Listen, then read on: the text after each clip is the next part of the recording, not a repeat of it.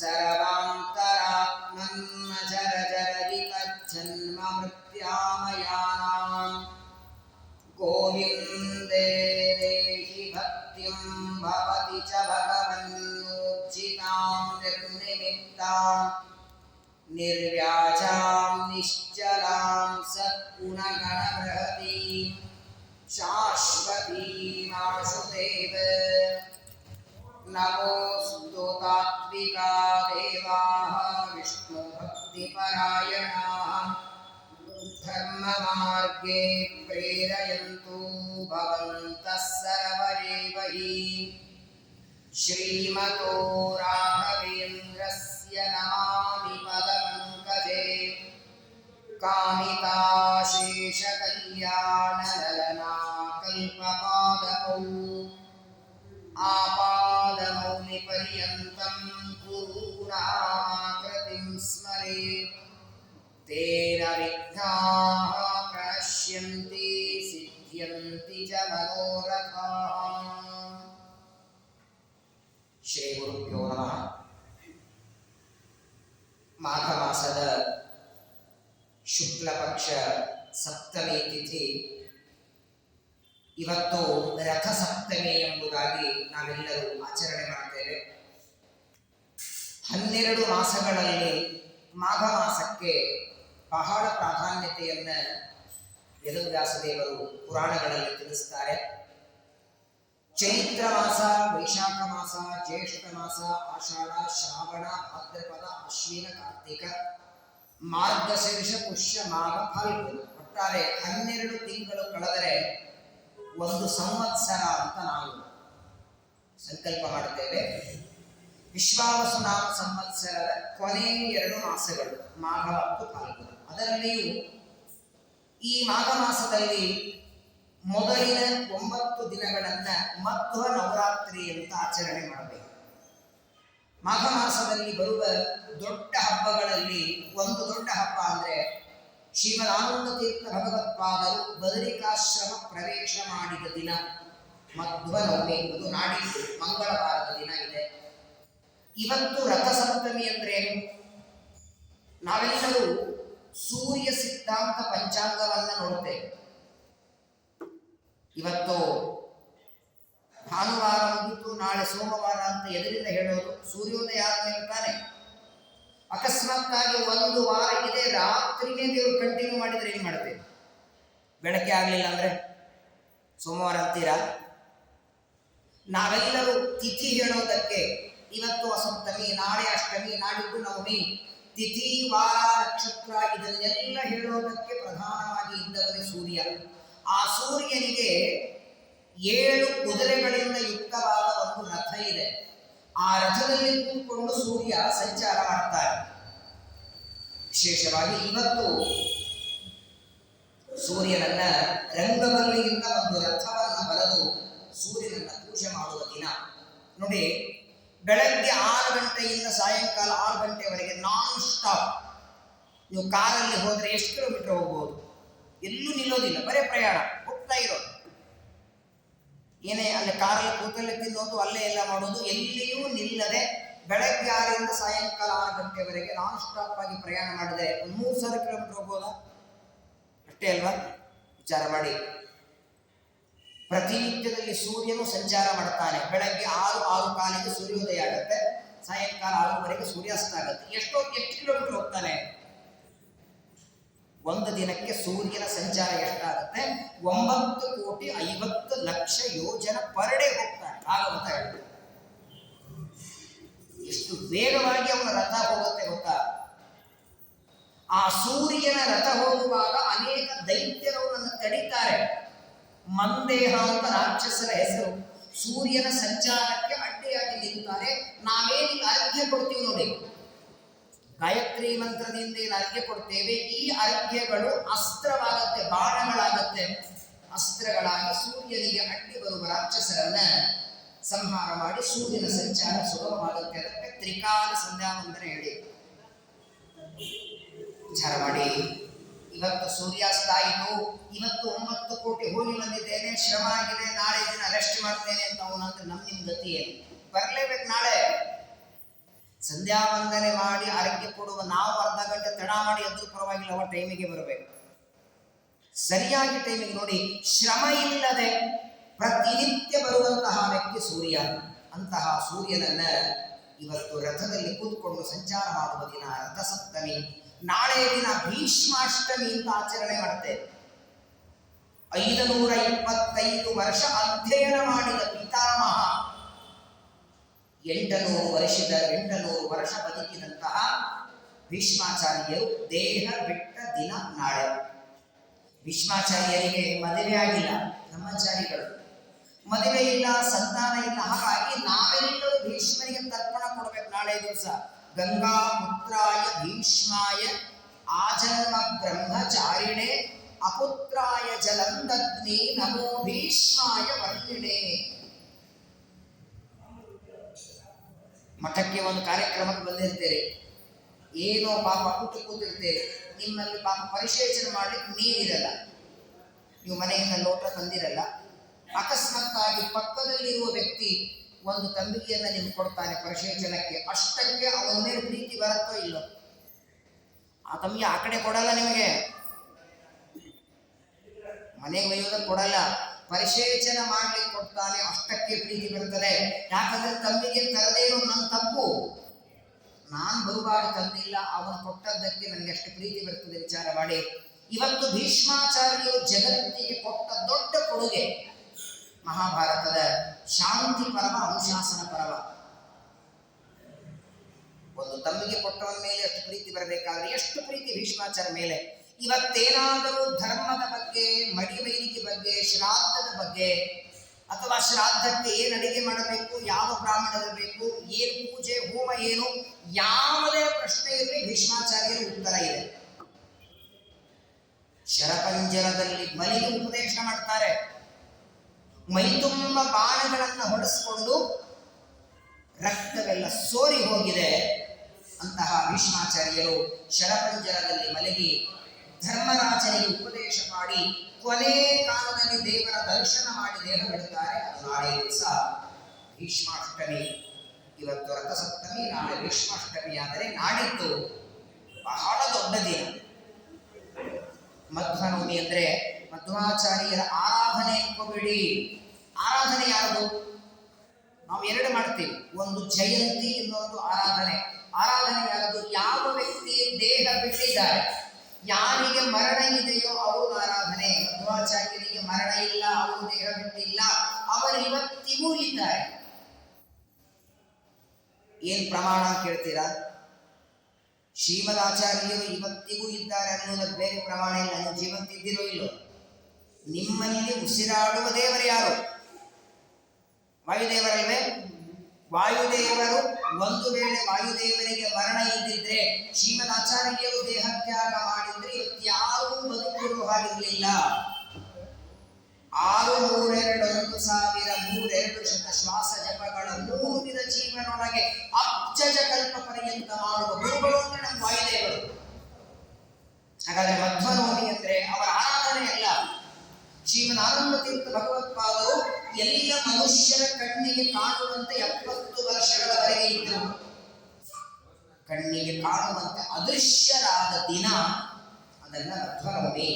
ಈ ಆಶ್ವಿನ ಮಾಸದಲ್ಲಿ ದಶಮಿ ಬರುತ್ತಲ್ಲ, ಶ್ರೀನಿವಾಸನ ಕಲ್ಯಾಣೋತ್ಸವ ಮಾಡ್ತೇವೆ, ಅವತ್ತು ಮಧ್ವಾಚಾರ್ಯ ಅವತಾರ ಮಾಡಿದ ದಿನ ಮಧ್ವ ಜಯಂತಿ. ದಶಮಿ ದಿವಸ ಜಯಂತಿ, ನವಮಿ ದಿವಸ ಬದರಿಕಾಶ್ರಮ ಪ್ರಯಾಣ ಮಾಡಿದ ದಿನ. ಅಂತಹ ಶ್ರೀಮದಾಚಾರ್ಯರ ಬದರಿಕಾಶ್ರಮ ಪ್ರಯಾಣದ ಮಧ್ವನವಮಿಯ ನಿಮಿತ್ತವಾಗಿ ನಮ್ಮ ಶ್ರೀಮಠದಲ್ಲಿ ಪ್ರತಿನಿತ್ಯದಲ್ಲಿ ಒಬ್ಬೊಬ್ಬ ವಿದ್ವಾಂಸರಿಂದ ಆಚಾರ್ಯರ ಕುರಿತಾಗಿ ಪ್ರವಚನ ನಡೀತಾ ಇದೆ. ಶ್ರೀಮದಾಚಾರ್ಯರ ಬಗ್ಗೆ ಹೇಳೋದಕ್ಕೆ ಒಂದು ದಿನ ಅಲ್ಲ, ಒಂದು ಜನ್ಮನೂ ಸಾಲೋದಿಲ್ಲ.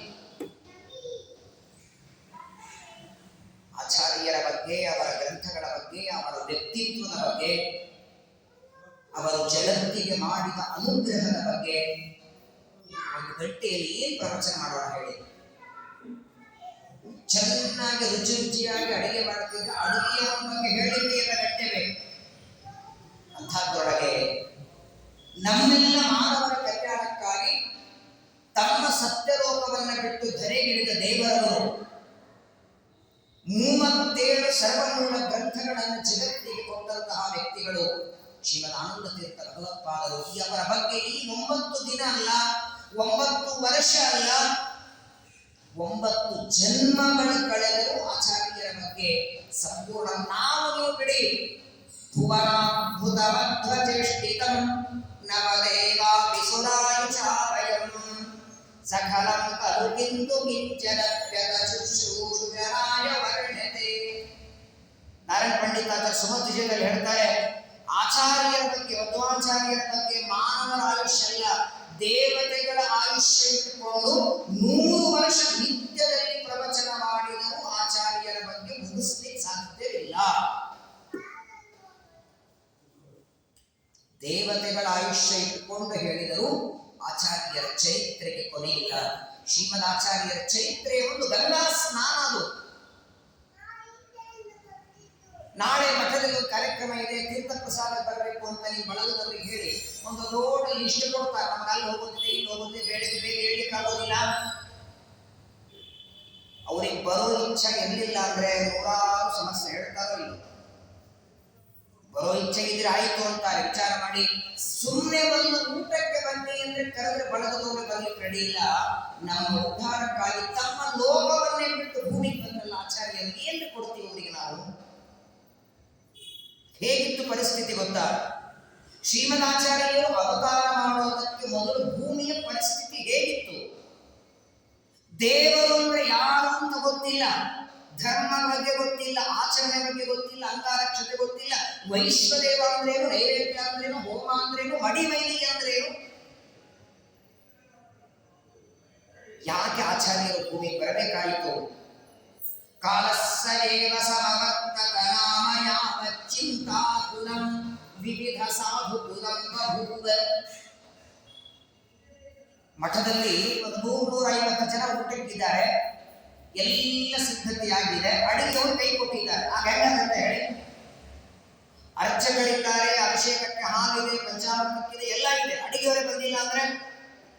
ಹಾಗೆ ಆಚಾರ್ಯರು ಅವತಾರ ಮಾಡೋದಕ್ಕಿಂತ ಮೊದಲು ಶ್ರೀಮದ್ ಆಚಾರ್ಯರು ಭೂಮಿಗೆ ಬಂದಿರಲಿಲ್ಲ ಅಂದ್ರೆ ಇವತ್ತು ದೇವರು ಅಂದ್ರೆ ಯಾರು ಅನ್ನುವ ಪ್ರಜ್ಞೆಯೂ ನಮಗೆ ಬರ್ತಿರಲಿಲ್ಲ.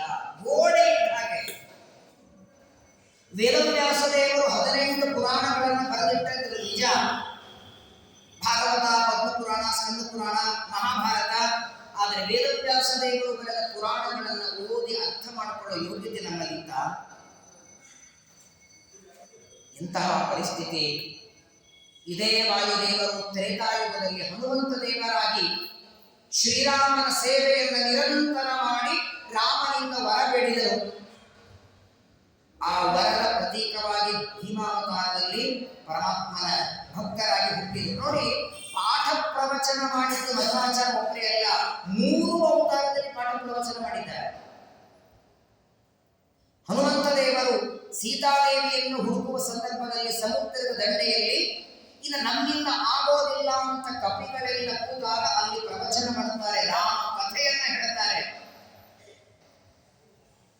ಇನ್ನು ಭೀಮಸೇನ ದೇವರ ಬಗ್ಗೆ ಹೇಳಬೇಕಾಗಿಲ್ಲ. 12 ವರ್ಷದ ವನವಾಸದಲ್ಲಿ ತಮ್ಮ ಅಣ್ಣನಾದ ಧರ್ಮರಾಜನನ್ನ ಹೆಂಡತಿಯನ್ನು ಕೂರಿಸಿಕೊಂಡು ಉಪದೇಶ ಮಾಡ್ತಾರೆ ಭೀಮಸೇನ ದೇವರು. ಆಚಾರ್ಯರಾದಂತೂ ಸರಿ 3 ಅವತಾರಗಳಲ್ಲಿ ಪಾಠ ಪ್ರವಚನವನ್ನು ಮಾಡಿದರು. ಆದರೆ ಗ್ರಂಥ ಲೇಖನ ಮಾಡಿದ್ದು, ಗ್ರಂಥಗಳನ್ನು ಬರೆದುಕೊಟ್ಟದ್ದು ಮಾತ್ರ ಮಧ್ವಾಚಾರ್ಯರ ರೂಪದಲ್ಲಿ. ಶ್ರೀಮದಾಚಾರ್ಯರು ಅವತಾರ ಮಾಡುವುದಕ್ಕೆ ಆರಿಸಿಕೊಂಡದ್ದು ಪಾಜಕ ಕ್ಷೇತ್ರ.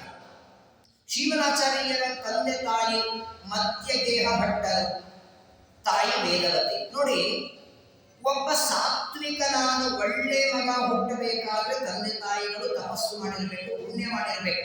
ಮಾತು ಕೇಳುವ ಮಕ್ಕಳು ಹುಟ್ಟಬೇಕಾದ್ರೆ ಪುಣ್ಯ ಮಾಡಿರ್ಬೇಕು. ಇವತ್ತಿನ ಮಕ್ಕಳು ನೋಡಿರ ತತ್ವ ಪ್ರಶ್ನೆ ಕೇಳ್ತಾರೆ, ಅದರಿಂದೇನು, ಇದರಿಂದೇನು, ಅಕ್ಷತೆ ಯಾಕೆ, ಅಂಗಾರ ಯಾಕೆ, ತೀರ್ಥ ಯಾಕೆ, ಇದೆಲ್ಲ ಉಪವಾಸ ಯಾಕೆ, ನೈವೇದ್ಯ ಯಾಕೆ. ಮೊದಲನೇದು, ತಮಗೆ ಧರ್ಮದ ಬಗ್ಗೆ ಜ್ಞಾನ ಇಲ್ಲ, ಆಚರಣೆ ಮಾಡುವ ಮನೆಯೊಳಗಿದ್ದವರಿಗೂ ತಲೆ ಕೆಡಿಸಿಬಿಡುತ್ತಾರೆ. ಧರ್ಮ ಕರ್ಮಗಳನ್ನ ಮಾಡುವ ಮಕ್ಕಳಾಗಬೇಕಾದರೆ ಜನ್ಮಾಂತರದ ಪುಣ್ಯವೇ. ನೋಡಿ, ಅವತ್ತು ಅಂಜನಾದೇವಿ, ಕೇಸರಿ ಎನ್ನುವ ಕವಿಯ ಹೆಂಡತಿ ಅಂಜನಾದೇವಿ 12 ವರ್ಷ ಮಾಡಿದ ತಪಸ್ಸಿನ ಫಲವಾಗಿ ಹನುಮಂತ ದೇವರ ಮಗನಾಗಿ ಬಂದರು. ಕುಂತಿದೇವಿ 12 ವರ್ಷದ ತಪಸ್ಸು ಮಾಡಿದ್ದಕ್ಕೆ ಭೀಮಸೇನ ದೇವರ ಮಗನಾದರು. ಹಾಗೆ ಇಲ್ಲಿಯೂ ಕೂಡ ಆಚಾರ್ಯರು ಅವತಾರ ಮಾಡುವುದಕ್ಕೆ ಅವರ ತಾಯಿ ಮಾಡಿದ ತಪಸ್ಸು 12 ವರ್ಷ. ಮಧ್ವಾಚಾರ್ಯರಿಗೆ ನಮ್ಮಂತೆ ತಾಯಿಯ ಗರ್ಭವಾಸದಲ್ಲಿ ದುಃಖ ಇದ್ದವರಿಗೆ, ನಾವೆಲ್ಲ 9 ತಿಂಗಳು ತಾಯಿಯ ಗರ್ಭದಿಂದ ಇದ್ದು ಬರ್ತೇವೆ. ಆ 9 ತಿಂಗಳು ಗರ್ಭದಲ್ಲಿರುವಾಗ ಎಷ್ಟು ವೇದನೆಗಳು, ರಕ್ತ ಮಾಂಸ ಕೀವು, ನಾವೇ ಮಾಡಿದ ಮಲಮೂತ್ರದಲ್ಲಿ ಆ ಜೀವ ಹೊರಡಾಡ್ತಿರ್ತಾನೆ ಒಳಗೆ. ಯಾವುದೂ ಇರಲಿಲ್ಲ. ಹೇಗೆ ಆಚಾರ್ಯರ ಅವತಾರ ಮಾಡಿದ ಸುಮಧ್ವಿಜಯದಲ್ಲಿ ಹೇಳ್ತಾರೆ, ರಾಜೇವ ಸತ್ಪುರವರಂ ಭುವನಾಧಿರಾಜೋ ನಿಷ್ಕಾಸಯನ್ ಪರಮಸೌ ಭಗವಾನ್ ವಿದೇಶೆ. ಶ್ರೀಮದಾಚಾರ್ಯರು ವೇದವತಿಯ ಗರ್ಭದಿಂದ ಬಂದದ್ದೇನೋ ನಿಜ, ಆದರೆ 9 ತಿಂಗಳು ವೇದವತಿಯ ಗರ್ಭದಲ್ಲಿ ಆಚಾರ್ಯರಿರಲಿಲ್ಲ. 9 ತಿಂಗಳು ಗರ್ಭದಲ್ಲಿ ಇದ್ದವನು ಮಣಿಮಾನ್ ಅಂತ ಕುಬೇರನ ಸೇವಕ. ಗರ್ಭದಲ್ಲಿ 9 ತಿಂಗಳಿದ್ದವನು 9 ತಿಂಗಳಾದ ಮೇಲೆ ಅವನನ್ನ ಹೊರಗೆ ತೆಗೆದು ತಾವು ಒಳಗೆ ಪ್ರವೇಶ ಮಾಡಿ ಹೊರಗೆ ಬಂದಿದ್ದಾರೆ. ಒಂದು ಮನೆಗೆ 2 ಬಾಗಿಲಿದ್ದರೆ ಒಂದು ಬಾಗಿಲಿನಿಂದ ಒಳಗೆ ಹೋಗಿ ಇನ್ನೊಂದು ಬಾಗಿಲಿನಿಂದ ಹೊರಗೆ ಬರುವಂತೆ ಶ್ರೀಮದಾಚಾರ್ಯರು ವೇದವತಿಯ ಗರ್ಭದಲ್ಲಿ ಪ್ರವೇಶ ಮಾಡಿ ಹೊರಗೆ ಬಂದಿದ್ದಾರೆ. ಆಚಾರ್ಯರ ಅವತಾರ ಮಾಡಿದ್ದು ಆಶ್ವಿನ ಮಾಸ ಶುಕ್ಲ ಪಕ್ಷ ದಶಮಿ ತಿಥಿ. ಸಣ್ಣ ಮಗುವಾಗಿ ವೇದವತಿಯ ಗರ್ಭದಿಂದ ಹುಟ್ಟಿ ಬರ್ತಾರೆ. ಹುಟ್ಟಿದ ಮೇಲೆ ಆ ಕೂಸಿಗೆ ವಾಸುದೇವ ಅಂತ ನಾಮಕರಣ ಮಾಡುತ್ತಾರೆ ಮಧ್ಯಗೇಹ ಭಟ್ಟರು. ಮಗು ಹುಟ್ಟಿದ ಮೇಲೆ 1 ತಿಂಗಳಾಗಿದಷ್ಟೇ, 1 ತಿಂಗಳು. ಒಂದು ದಿನ ತಾಯಿಯಾದ ವೇದವತಿಗೆ ಎಲ್ಲೋ ಹೊರ ಕೆಲಸಕ್ಕೆ ಹೋಗ್ಬೇಕಾಗಿತ್ತು. ಆಗೆಲ್ಲ ಹೊಟ್ಟೆ ಪಾಡು ತುಂಬಾ ಕಷ್ಟ. ಹೊರಗೋಗಿ ಏನಾದರೂ ಕೆಲಸ ಮಾಡ್ಕೊಂಡು ಬಂದ್ರೆ ಒಂದು ದುಡ್ಡು ಬರಬೇಕು. ಈ ವಾಸುದೇವ ಸಣ್ಣ ಮಗು, ಯಾರ ಕೈ ಕೊಟ್ಟು ಹೋಗೋದು? ತಾನು ಕೆಲಸ ಮುಗಿಸ್ಕೊಂಡು ಬರುವವರೆಗೂ ತನ್ನ ಮನೆಯೊಳಗೆ ಮಧ್ವಾಚಾರ್ಯರಿಗೂ ಅಕ್ಕ ಇದ್ದು ಕಲ್ಯಾಣಿ ದೇವಿ ಅಂತ. ಶ್ರೀಮದಾಚಾರ್ಯರ ಹುಟ್ಟೋದಕ್ಕಿಂತ ಮೊದಲು ಮಧ್ಯಗೇಹ ಭಟ್ಟರಿಂದ ಹುಟ್ಟಿದವರು. ಆ ಹುಡುಗಿಗೆ 8 ವರ್ಷ ಇತ್ತು. ಆ 8 ವರ್ಷದ ಮಗಳನ್ನ ಕರೆದು ಈ ಮಗುವನ್ನ ಕೊಟ್ಲಂತೆ ವಾಸುದೇವನನ್ನು. ನಾನು ಸ್ವಲ್ಪ ಕೆಲಸ ಇದೆ, ಹೋಗಿ ಬರ್ತೇನೆ, ಬರೋವರೆಗೆ ಮಗುವನ್ನು ನೋಡ್ಕೋ. ಸರಿ ಅಂತ ತಾಯಿ ವೇದವತಿ ಹೋಗಿದ್ದಾರೆ. ನೋಡಿ ಎಷ್ಟು ಆಶ್ಚರ್ಯ ಅಂದ್ರೆ, ತಾಯಿ ಹೊಸ್ತಿಲ ದಾಟಿ ಹೋಗೋವರೆಗೂ ಶಾಂತ ಇದೆ ಮಗು. ತಾಯಿ 2 ಹೆಜ್ಜೆ ಹೊರಗಿಟ್ಟಿದ್ದಾಳೆ, ಮಗು ಅಳೋದಕ್ಕೆ ಶುರು ಮಾಡುತ್ತದೆ. ಜೋರಾಗಿ ಅಳುತ್ತಿದೆ. ಸಾಮಾನ್ಯವಾಗಿ ದೇವತೆಗಳು ಮನುಷ್ಯರಾಗಿ ಭೂಮಿಗೆ ಬಂದಾಗ ಇದನ್ನೆಲ್ಲ ಮಾಡಬೇಕಾಗತ್ತೆ, ಅಳಬೇಕಾಗ್ತದೆ. ಕೆಲವು ಸಲ ತಮಗೇನು ಗೊತ್ತಿಲ್ಲದವರನ್ನು ನಾಟಕ ಮಾಡಬೇಕಾಗತ್ತೆ.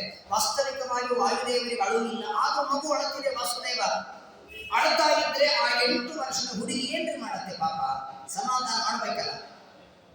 ಎತ್ಕೊತಾಳೆ, ಹೊರಗೆ ಹೋಗ್ತಾಳೆ, ಚಂದ್ರನ ತೋರಿಸ್ತಾಳೆ, ಕಿರಿಕಿರಿ ಮಾಡಿ ಏನು ಮಾಡಿದ್ರು ಅಳುನೇ ನಿಲ್ಲಿಸ್ತಾ ಇಲ್ಲ ಮಗು.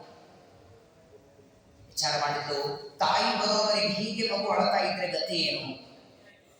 ಆ ಮಗುವನ್ನ ಆಡಿಸ್ತಾ ಆಡಿಸ್ತಾ ದನದ ಕೊಟ್ಟಿಗೆಗೆ ಬಂದ್ರು. ಮಧ್ಯಗೇಹ ಭಟ್ಟರ ಮನೆಯಲ್ಲಿ 2 ಆಕಳು 2 ಎತ್ತುಗಳಿದ್ದು, ಆ ಎತ್ತುಗಳಿಗೆ ತಿನ್ನೋದಕ್ಕಾಗಿ ಹುರುಳಿ ಕಾಳುಗಳನ್ನು ನೆನೆ ಹಾಕಿದ್ರು. ಹುರುಳಿ ಕಾಳು ಬಹಳ ಡೇಂಜರ್. ಅದರದ್ದು ಉಸಿರಿಗೆ ಇಷ್ಟೇ ತಿಂದು 2 ದಿನ ಪೂರ್ವಾಷಾಢ ಉತ್ತರಾಷಾಢ ಜೀರ್ಣ ಆದ್ರೆ ಸರಿ, ವಯಸ್ಸಾದ ಜೀರ್ಣ ಆಗಲ್ಲ, ಅದು ಅತಿ ಭಯಾನಕ. ಅದನ್ನ ಎತ್ತುಗಳಿಗೆ ಕೊಡ್ತಾರೆ. ಯಾಕಂದ್ರೆ ಈ ಭಾರ ಹೊಂದಬೇಕಲ್ಲ ಎತ್ತುಗಳು. ಆಕಳುಗಳಿಗೆ ಹಾಲು ಕೊಡಲಿ ಅಂತ ಕೊಡ್ತಾರೆ. ಆ ಹುರುಳೆ ಕಾಳುಗಳನ್ನ ದನದ ಕೊಟ್ಟಿಗೆಯಲ್ಲಿ ನೆನೆ ಹಾಕಿಟ್ಟಿದ್ರು ಡಗರಿ ತುಂಬಾ. ಒಂದು ಕಾಳನ್ನ ಎತ್ತಿ ಆ ಕಲ್ಯಾಣಿ ದೇವಿ ಮಗುನ ಬಾಯಿಯಲ್ಲಿ ಇಟ್ಲಂತೆ, ಅಳುತ್ತಾ ಇದೆ ಅಂತ. ವಾಸುದೇವ ಆ ಕಾಳು ಇಟ್ಟ ತಕ್ಷಣ ಅಳೋದನ್ನು ನಿಲ್ಲಿಸಿದ. ಅಪ್ಪ ಅಂದು, ಎಲ್ಲಿ ಮಗು ತಾಯಿ ಬರೋವರೆ ಅಳತಾರೆ ಅಂತ ಗಾಬರಿ ಆಗ್ಬಿಟ್ಟಿದೆ. ಶಾಂತ ಆಯಿತು ಮಗು ಅಂದ್ಕೊಂಡಿದ್ದಾಳೆ. ಆದರೆ ಆ ಒಂದು ಹುರುಳೆ ಕಾಳು ತಿನ್ನೋವರೆಗೆ ಮಾತ್ರ ಶಾಂತ. ಅದು ಬಾಯಿಯಲ್ಲಿ ತಿಂದಾದರೆ ಮತ್ತೆ ಅಳಕ್ಕೆ ಶುರು ಮಾಡ್ಬೇಕು. ಇನ್ನೊಂದು ಕಾಳನ್ನು ಬಾಯಿಗಿಟ್ಲು. ಆ ಕಾಳು ತಿಂತದೆ, ಮತ್ತೆ ಅಳಕ್ಕೆ ಶುರು ಮಾಡಿ. ಆ ಮಗು ಕಾಳು ಇಟ್ಟಾಗ ತಿನ್ನಬೇಕು, ಮುಗಿದ ಮೇಲೆ ಅಳಬೇಕು. ಅದು ಅತ್ತಾಗೆಲ್ಲ ಒಂದು ಕಾಳು ಇಡ್ತಾ ಸಮಗ್ರ ಒಂದು ಭಾಂಡಿ ತುಂಬ ಹುಳಿ ಕಾಳು ತಿನ್ನಿಸ್ಬಿಟ್ಟಿದ್ದಾಳೆ. ಬಹಳ ಆದ್ರೆ 1 ತಿಂಗಳ ಮಗು. ಏನಾಗಿರ್ಬೇಕು ಹೇಳಿ? ಎತ್ತುಗಳಿಗೆ ಕುದಿಸಿಟ್ಟ ಹುರುಳೆ ಕಾಳುಗಳನ್ನು ತಿನ್ನಿಸ್ತಾರೆ. ಆ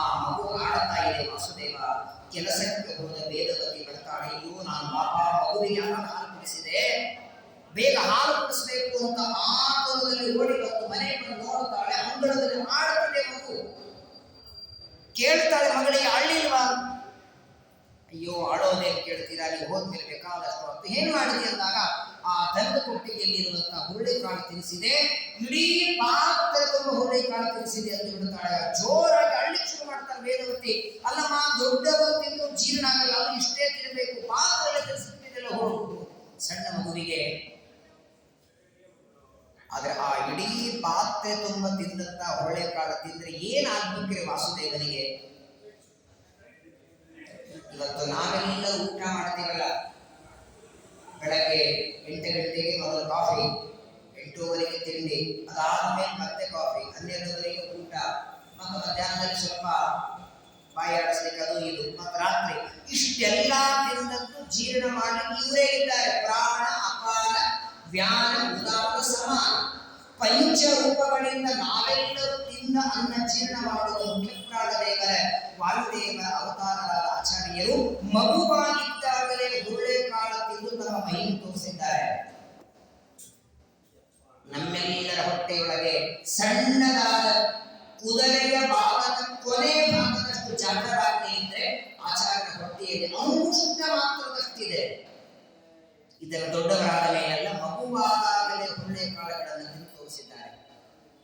ಅಂಬೆಗಾಲು ಹೇಳ್ತಾರೆ, ಶ್ರೀಕೃಷ್ಣ ಪರಮಾತ್ಮ ಯಾವ ಲೀಲೆಗಳನ್ನು ತೋರಿಸಿದ್ದಾರೆ ಅದನ್ನೆಲ್ಲ ತೋರಿಸ್ತಾರೆ ಮಧ್ವಾಚಾರ್ಯರು. ಅಂಬೆಗಾಲು ಹೇಳ್ತಾರೆ, ಗೋಡೆ ಹಿಡಿದು ನಡೀತಾರೆ. 1 ವರ್ಷದ ಮಗುವಿದ್ದಾಗ ಮನೆಯಲ್ಲಿ ಒಂದು 4 ಎತ್ತಿತ್ತು. ಆ ಎತ್ತಿನ ಬಾಲ ಹಿಡ್ಕೊಂಡು ಹೋಗಿಬಿಟ್ಟ. ತಂದೆ ಹುಡುಕ್ತಾ ಬಂದು ನೋಡ್ತಾರೆ. ಸಾಯಂಕಾಲ ಮತ್ತೆ ಸರಿಯಾಗಿ ಎತ್ತಿನ ಬಾಲ ಹಿಡ್ಕೊಂಡು ಮನೆಗೆ ಬಂದಿದ್ದಾರೆ.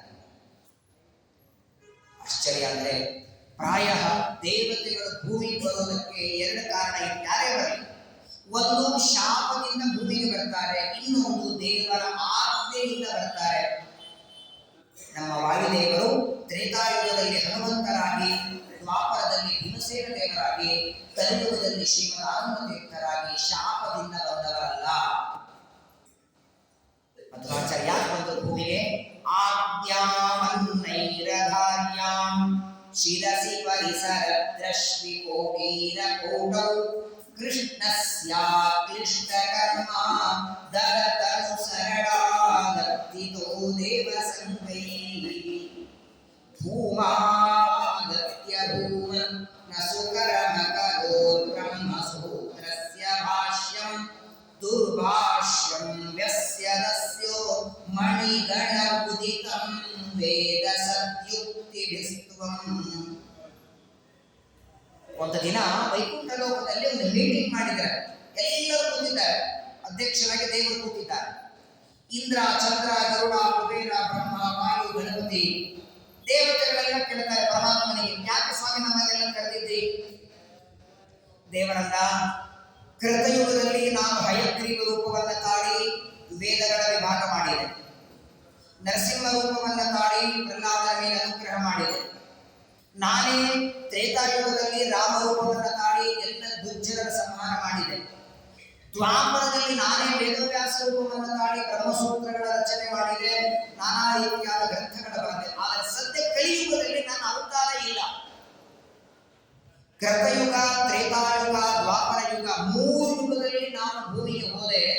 ಆದರೆ ಈಗ ಸದ್ಯದಲ್ಲಿ ಭೂಮಿಯಲ್ಲಿ ನನ್ನ ಜ್ಞಾನವನ್ನು ಜಗತ್ತಿಗೆ ಕೊಡುವ ಒಬ್ಬ ವ್ಯಕ್ತಿಯ ಅವಶ್ಯಕತೆ ಇದೆ. ನಿಮ್ಮಲ್ಲಿ ಯಾರು ಹೋಗ್ತೀರಿ ಅಂತ ಕೇಳಿದಾಗ ದೇವರು, ನಾನು ವೇದವ್ಯಾಸ ರೂಪದಿಂದ ಬರೆದ ಮಹಾಭಾರತ, ಭಾಗವತ ಅದಕ್ಕೆಲ್ಲ ಸರಿಯಾದ ಅರ್ಥವನ್ನು ತಿಳಿಸಿ ದುರ್ಮಾರ್ಗದಲ್ಲಿ ಇರುವ ಸಜ್ಜನರನ್ನ ಸನ್ಮಾರ್ಗಕ್ಕೆ ತರಬೇಕು. ಯಾರು ಹೋಗ್ತೀರಿ? ಯಾರು ಹೋಗ್ತೀರಂತ ಕೇಳಿದಾಗ ಕೊನೆಗೆ ಡಿಸೈಡ್ ತಾನೇ ಮಾಡ್ತಾರೆ ದೇವರನ್ನ. ನೀವ್ಯಾರು ಬೇಡ ಅಂತಾರೆ. ರುದ್ರದೇವರನ್ನ ನೋಡಿ, ಗರುಡದೇವರನ್ನ, ಶೇಷದೇವರನ್ನ, ಯಾವ ದೇವತೆಗಳನ್ನು ನೋಡಿ ನೀವ್ಯಾರು ಬೇಡ ಅಂತಾರೆ. ಕೊನೆಗೆ ಮಗನಾದ ವಾಯುದೇವರನ್ನು ಎಬ್ಬಿಸಿದ ಸ್ಮೇರಾನಮೋಹನ ಜೀವನಮಾವಭಾಷೆ.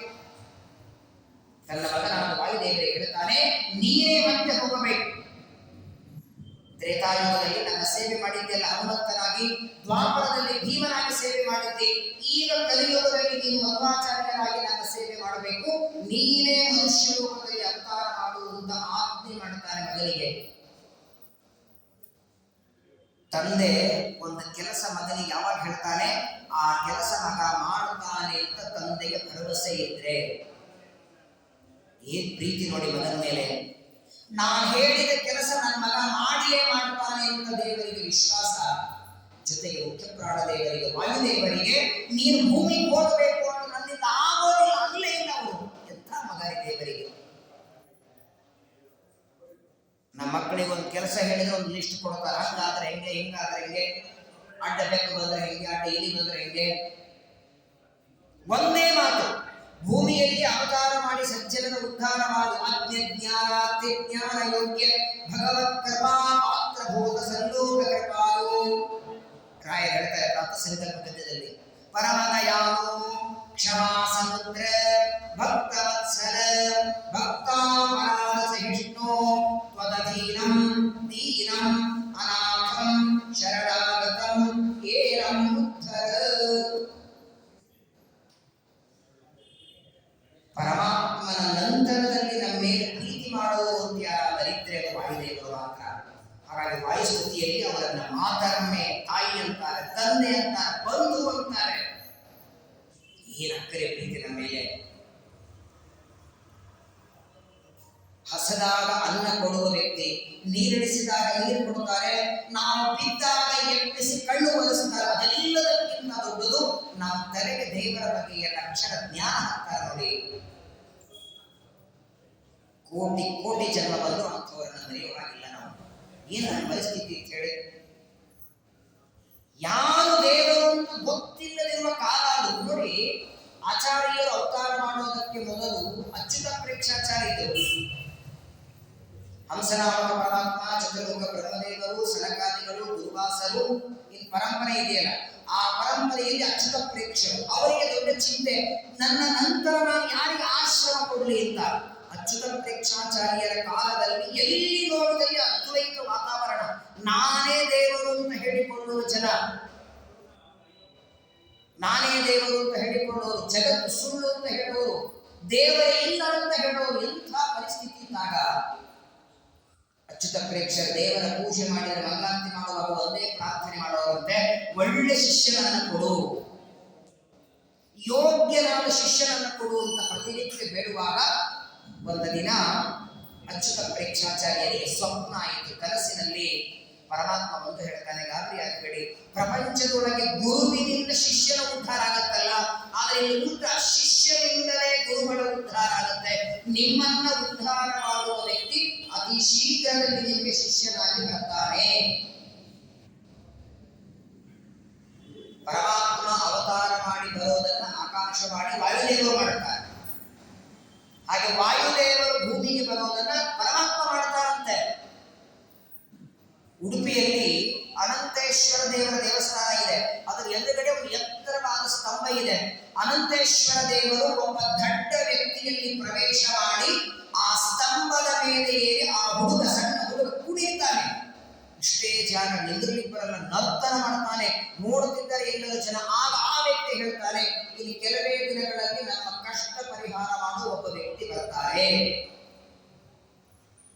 ಆಚಾರ್ಯರ ಅವತಾರ ಮಾಡುವುದಕ್ಕೆ ಮೊದಲು ಜಗತ್ತಿಗೆ ಸೂಚನೆ ಕೊಡ್ತಾನೆ ದೇವರು. ಶ್ರೀಮದ್ ಆಚಾರ್ಯರು ವಾಸುದೇವ ಮಗುವಾಗಿ ಅಂಬೆಗಾಲಿಟ್ಟು ಸ್ವಲ್ಪ ದೊಡ್ಡವರಾಗ್ತಾರೆ. ಅಕ್ಷರಾಭ್ಯಾಸ ತಂದೆ ಮಾಡಿಸಿದರು. ಆನಂತರ ಉಪನಯನ ಆಯಿತು. ಉಪನಯನ ಮಾಡಿಕೊಂಡು ಗುರುಕುಲಕ್ಕೆ ಅಧ್ಯಯನಕ್ಕೆ ಹೋಗ್ತಾರೆ. ಶ್ರೀಕೃಷ್ಣ ಪರಮಾತ್ಮ ಸಾಂದೀಪಿನಿ ಆಚಾರ್ಯರ ಹತ್ರ ಅಧ್ಯಯನ ಮಾಡಿ ಸತ್ತ ಮಗನನ್ನ ಗುರುದಕ್ಷಿಣೆ ಕೊಟ್ಟನಲ್ಲ, ಹಾಗೆ ಮಧ್ವಾಚಾರ್ಯರು ಅಧ್ಯಯನ ಮಾಡಿ ಆ ಗುರುಗಳ ಮಗನಿಗೆ ತಲೆ ಶೂಲೆ ಇತ್ತಂತೆ. ವಾಸುದೇವ ಯಾವ ಗುರುಗಳಲ್ಲಿ ಅಧ್ಯಯನ ಮಾಡುತ್ತಿದ್ರು ಆ ಗುರುಪುತ್ರನಿಗೆ ತಲೆ ಶೂಲೆ. ಎಂತಂದ್ರೆ ಒಮ್ಮೆ ತಲೆ ಶೂಲೆ ಶುರುವಾದರೆ ಸಾಕು, ಏನು ಔಷಧ ತಗೊಂಡು ಹೋಗ್ತಿರ್ಲಿಲ್ಲ. ದೊಡ್ಡ ಕಲ್ಲು ಎತ್ತಿ ತಲೆ ಮೇಲೆ ಹಾಕೋಬೇಕು, ಅಷ್ಟು ವೇದನೆ ಆಗ್ಬೇಕು. ಗುರುಗಳಿಗೆ ಒಂದೇ ಚಿಂತೆ, ಒಬ್ಬನೇ ಮಗ ಏನಾಗತ್ತೆ ಅಂತ. ಒಂದು ದಿನ ನಮ್ಮ ವಾಸುದೇವ ಮಧ್ವಾಚಾರ್ಯರು, ಇನ್ನು ವಾಸುದೇವ ಸಣ್ಣ ಹುಡುಗ, ಗುರುಕುಲದಿಂದ ಅಧ್ಯಯನ ಮಾಡಿ ಬರುವಾಗ ಆ ಗುರುಪುತ್ರನನ್ನ ಕರೆದು ಅವನ ಕಿವಿಯೊಳಗೆ ಉಫ್ ಅಂತ ಊದಿದರು. ಕೇವಲ ಕಿವಿಯಲ್ಲಿ ಆಚಾರ್ಯರ ತಲೆನೋವೆಲ್ಲ ಮಾಯಾಗಿ ಹೋಯಿತು. ಗುರುಪುತ್ರನದು ಬರೇ ಮಾಯೆಲ್ಲ. ಇನ್ನು ಮುಂದೆ ಇಡೀ ಜೀವನದಲ್ಲಿ ಅವರಿಗೆ ತಲೆನೋವಲ್ಲಿಲ್ಲ. ಅವತ್ತು ಸತ್ತ ಮಗನನ್ನ ಸಾಂದೀಪಿನಿ ಆಚಾರ್ಯರಿಗೆ ಕೃಷ್ಣ ಗುರುದಕ್ಷಿಣೆ ಕೊಟ್ರೆ, ಆ ಕೃಷ್ಣನ ಭಕ್ತರಾದ ನಮ್ಮ ಆಚಾರ್ಯರು ಮಧ್ವಾಚಾರ್ಯರು ಸತ್ತ ಮಗನನ್ನ ಕೊಡಲಿಲ್ಲ, ಸಾಯುವ ಮಗನನ್ನು ಬದುಕಿಸಿದರು. ಗುರುಪುತ್ರನಿಗೆ ಇರುವ ತಲೆಶೂಲೆಯನ್ನ ಪರಿಹಾರ ಮಾಡಿ ಶಾಶ್ವತವಾಗಿ ಮಗನಿಗೆ ಆರೋಗ್ಯದಲ್ಲಿ ಕೊಡ್ತಾರೆ. ವಿಚಾರ ಮಾಡಿ, ಕಿವಿಯಲ್ಲಿ ಊದಿದ್ದಕ್ಕೆ ಅವ್ರ ತಲೆ ಸಿಗಿ ಹೋಯಿತು. ಹಂಗೆ ನಮ್ಮೆಲ್ಲರ ಕಿವಿಯಲ್ಲಿ ಊದಿದ್ದಾರೆ 37 ಗ್ರಂಥಗಳು.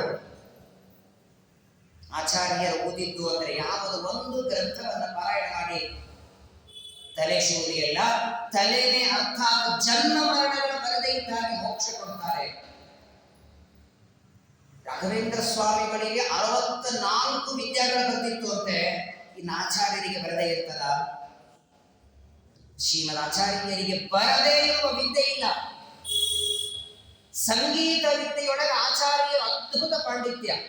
ಆಚಾರ್ಯರು ಸಂಗೀತ ಹಾಡಲಿಕ್ಕೆ ಶುರು ಮಾಡಿದರೆ ಅದೀಗ ಬಿತ್ತಿದ ಬೀಜ. ಆಚಾರ್ಯರ ಹಾಡು ಮುಗಿಯುವುದರೊಳಗೆ ಆ ಬೀಜ ದೊಡ್ಡದಾಗಿ ಗಿಡವಾಗಿ ತೆನೆಯಾಗಿ ಹೂವಾಗಿ ಅಲ್ಲೇ ಹಣ್ಣಾಗಬೇಕಾದ್ರೆ ಒಂದೇ ಹಾಡಾಗೋದ್ರೆ. ಈ ಸಂಗೀತ ಹಾಡೋರು 2 ತರ ಇರ್ತಾರೆ. 106 ಜನರನ್ನ ಸೇರಿಸುವ ಸಂಗೀತಗಾರ ಕೆಲವರು, ಇದ್ದವರನ್ನು ಹೊರಗೆ ಹಾಕುವ ಸಂಗೀತಗಾರ ಕೆಲವರು. ಇವರು ಶುರು ಮಾಡಿದ್ರೆ ಒಬ್ಬೊಬ್ಬರಾಗಿ ಖಾಲಿ ಆಗ್ತಿರ್ತಾರೆ. ನಾವು ವಿದ್ಯೆ ಬರ್ತಿದ್ರೆ ಮಧ್ವಾಚಾರ್ಯರಿಗೆ ಸಣ್ಣ ಬಾಲ್ಯದಲ್ಲೇನೆ ಗುರುಗಳಿಂದ ಅಧ್ಯಯನ ಮಾಡಿಕೊಂಡು ಬರ್ತಾರೆ. ಮಗನಿಗೆ ಮದುವೆ ಮಾಡಬೇಕು ಅಂತ ಮದ್ದಿಗೆ ಬಿಟ್ಟರು, ಮದುವೆ ಮಾಡಿಕೊಳ್ಳಿಲ್ಲ. ಬ್ರಹ್ಮಚರ್ಯದಿಂದ ಆಶ್ರಮ ತಗೊಳ್ಬೇಕು. ಯಾರಪ್ಪ ಸನ್ಯಾಸ ಕೊಡ್ತಾರೆ? ಆಗಿನ ಕಾಲದಲ್ಲಿ ಅಚ್ಯುತ ಪ್ರೇಕ್ಷಾಚಾರ್ಯರು ಇವರಿಗೆ ಸನ್ಯಾಸ ಕೊಡ್ತಾರೆ. ಅಚ್ಯುತ ಪ್ರೇಕ್ಷರಿಗೆ ಆಚಾರ್ಯರಿಗೆ ಸನ್ಯಾಸ ಕೊಡೋ ಭಾಗ್ಯ ಹೆಂಗಪ್ಪ ಬಂದಿತ್ತು ಅವರಿಗೆ? ಪುರೈಷ ಕೃಷ್ಣಾಕರ ಸಿದ್ಧ ಶುದ್ಧಿವ ವರಾನ್ನ ಭುಕ್ತ್ಯಾಗಿಲ ಪಾಂಡವಾಲಯೇ. ದ್ವಾಪರ ಯುಗದಲ್ಲಿ ಪಾಂಡವರು ವನವಾಸದಲ್ಲಿ ಇರುವಾಗ ಪ್ರತಿನಿತ್ಯದಲ್ಲಿ ದ್ರೌಪದಿಯನ್ನು ಅಡಿಗೆ ಮಾಡ್ತಿದ್ದು, ಆ ದ್ರೌಪದಿಯ ಕೈಯಿಂದ ಅಡಿಗೆಯನ್ನು ಊಟ ಮಾಡಿದ್ದರ ಪ್ರಭಾವ ಅದೇ ದ್ರೌಪದಿಯ ಗಂಡಾದ ವಾಯುದೇವರ ಅವತಾರರಾದ ಮಧ್ವಾಚಾರ್ಯರಿಗೆ ಸನ್ಯಾಸ ದೀಕ್ಷೆ ಕೊಡುವ ಭಾಗ್ಯ ಅಚ್ಯುತ ಪ್ರೇಕ್ಷರಿಗೆ ಬಂದಿದ್ದಂತೆ. ಅಚ್ಯುತ ಪ್ರೇಕ್ಷರು ಇವರಿಗೆ ಸನ್ಯಾಸವನ್ನ ಕೊಟ್ಟು ಪೂರ್ಣ ಪ್ರಜ್ಞಾ ಅಂತ ಹೆಸರಿಡ್ತಾರೆ.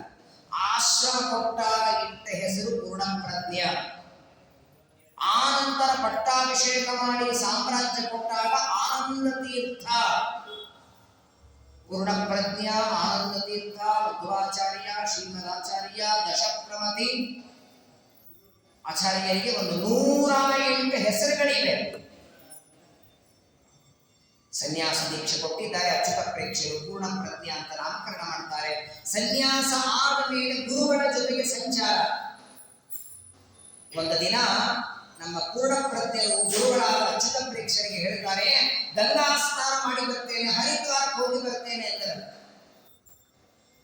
ಗುರುಗಳನ್ನ ತಮ್ಮ ಶಿಷ್ಯನನ್ನ ಕಳಿಸೋದಕ್ಕೆ ಮನಸ್ಸಿರಲಿಲ್ಲ. ಅಚ್ಯುತ ಪ್ರೇಕ್ಷರು ಬೇಡ ಸ್ವಾಮಿ ಅಂತಾರೆ.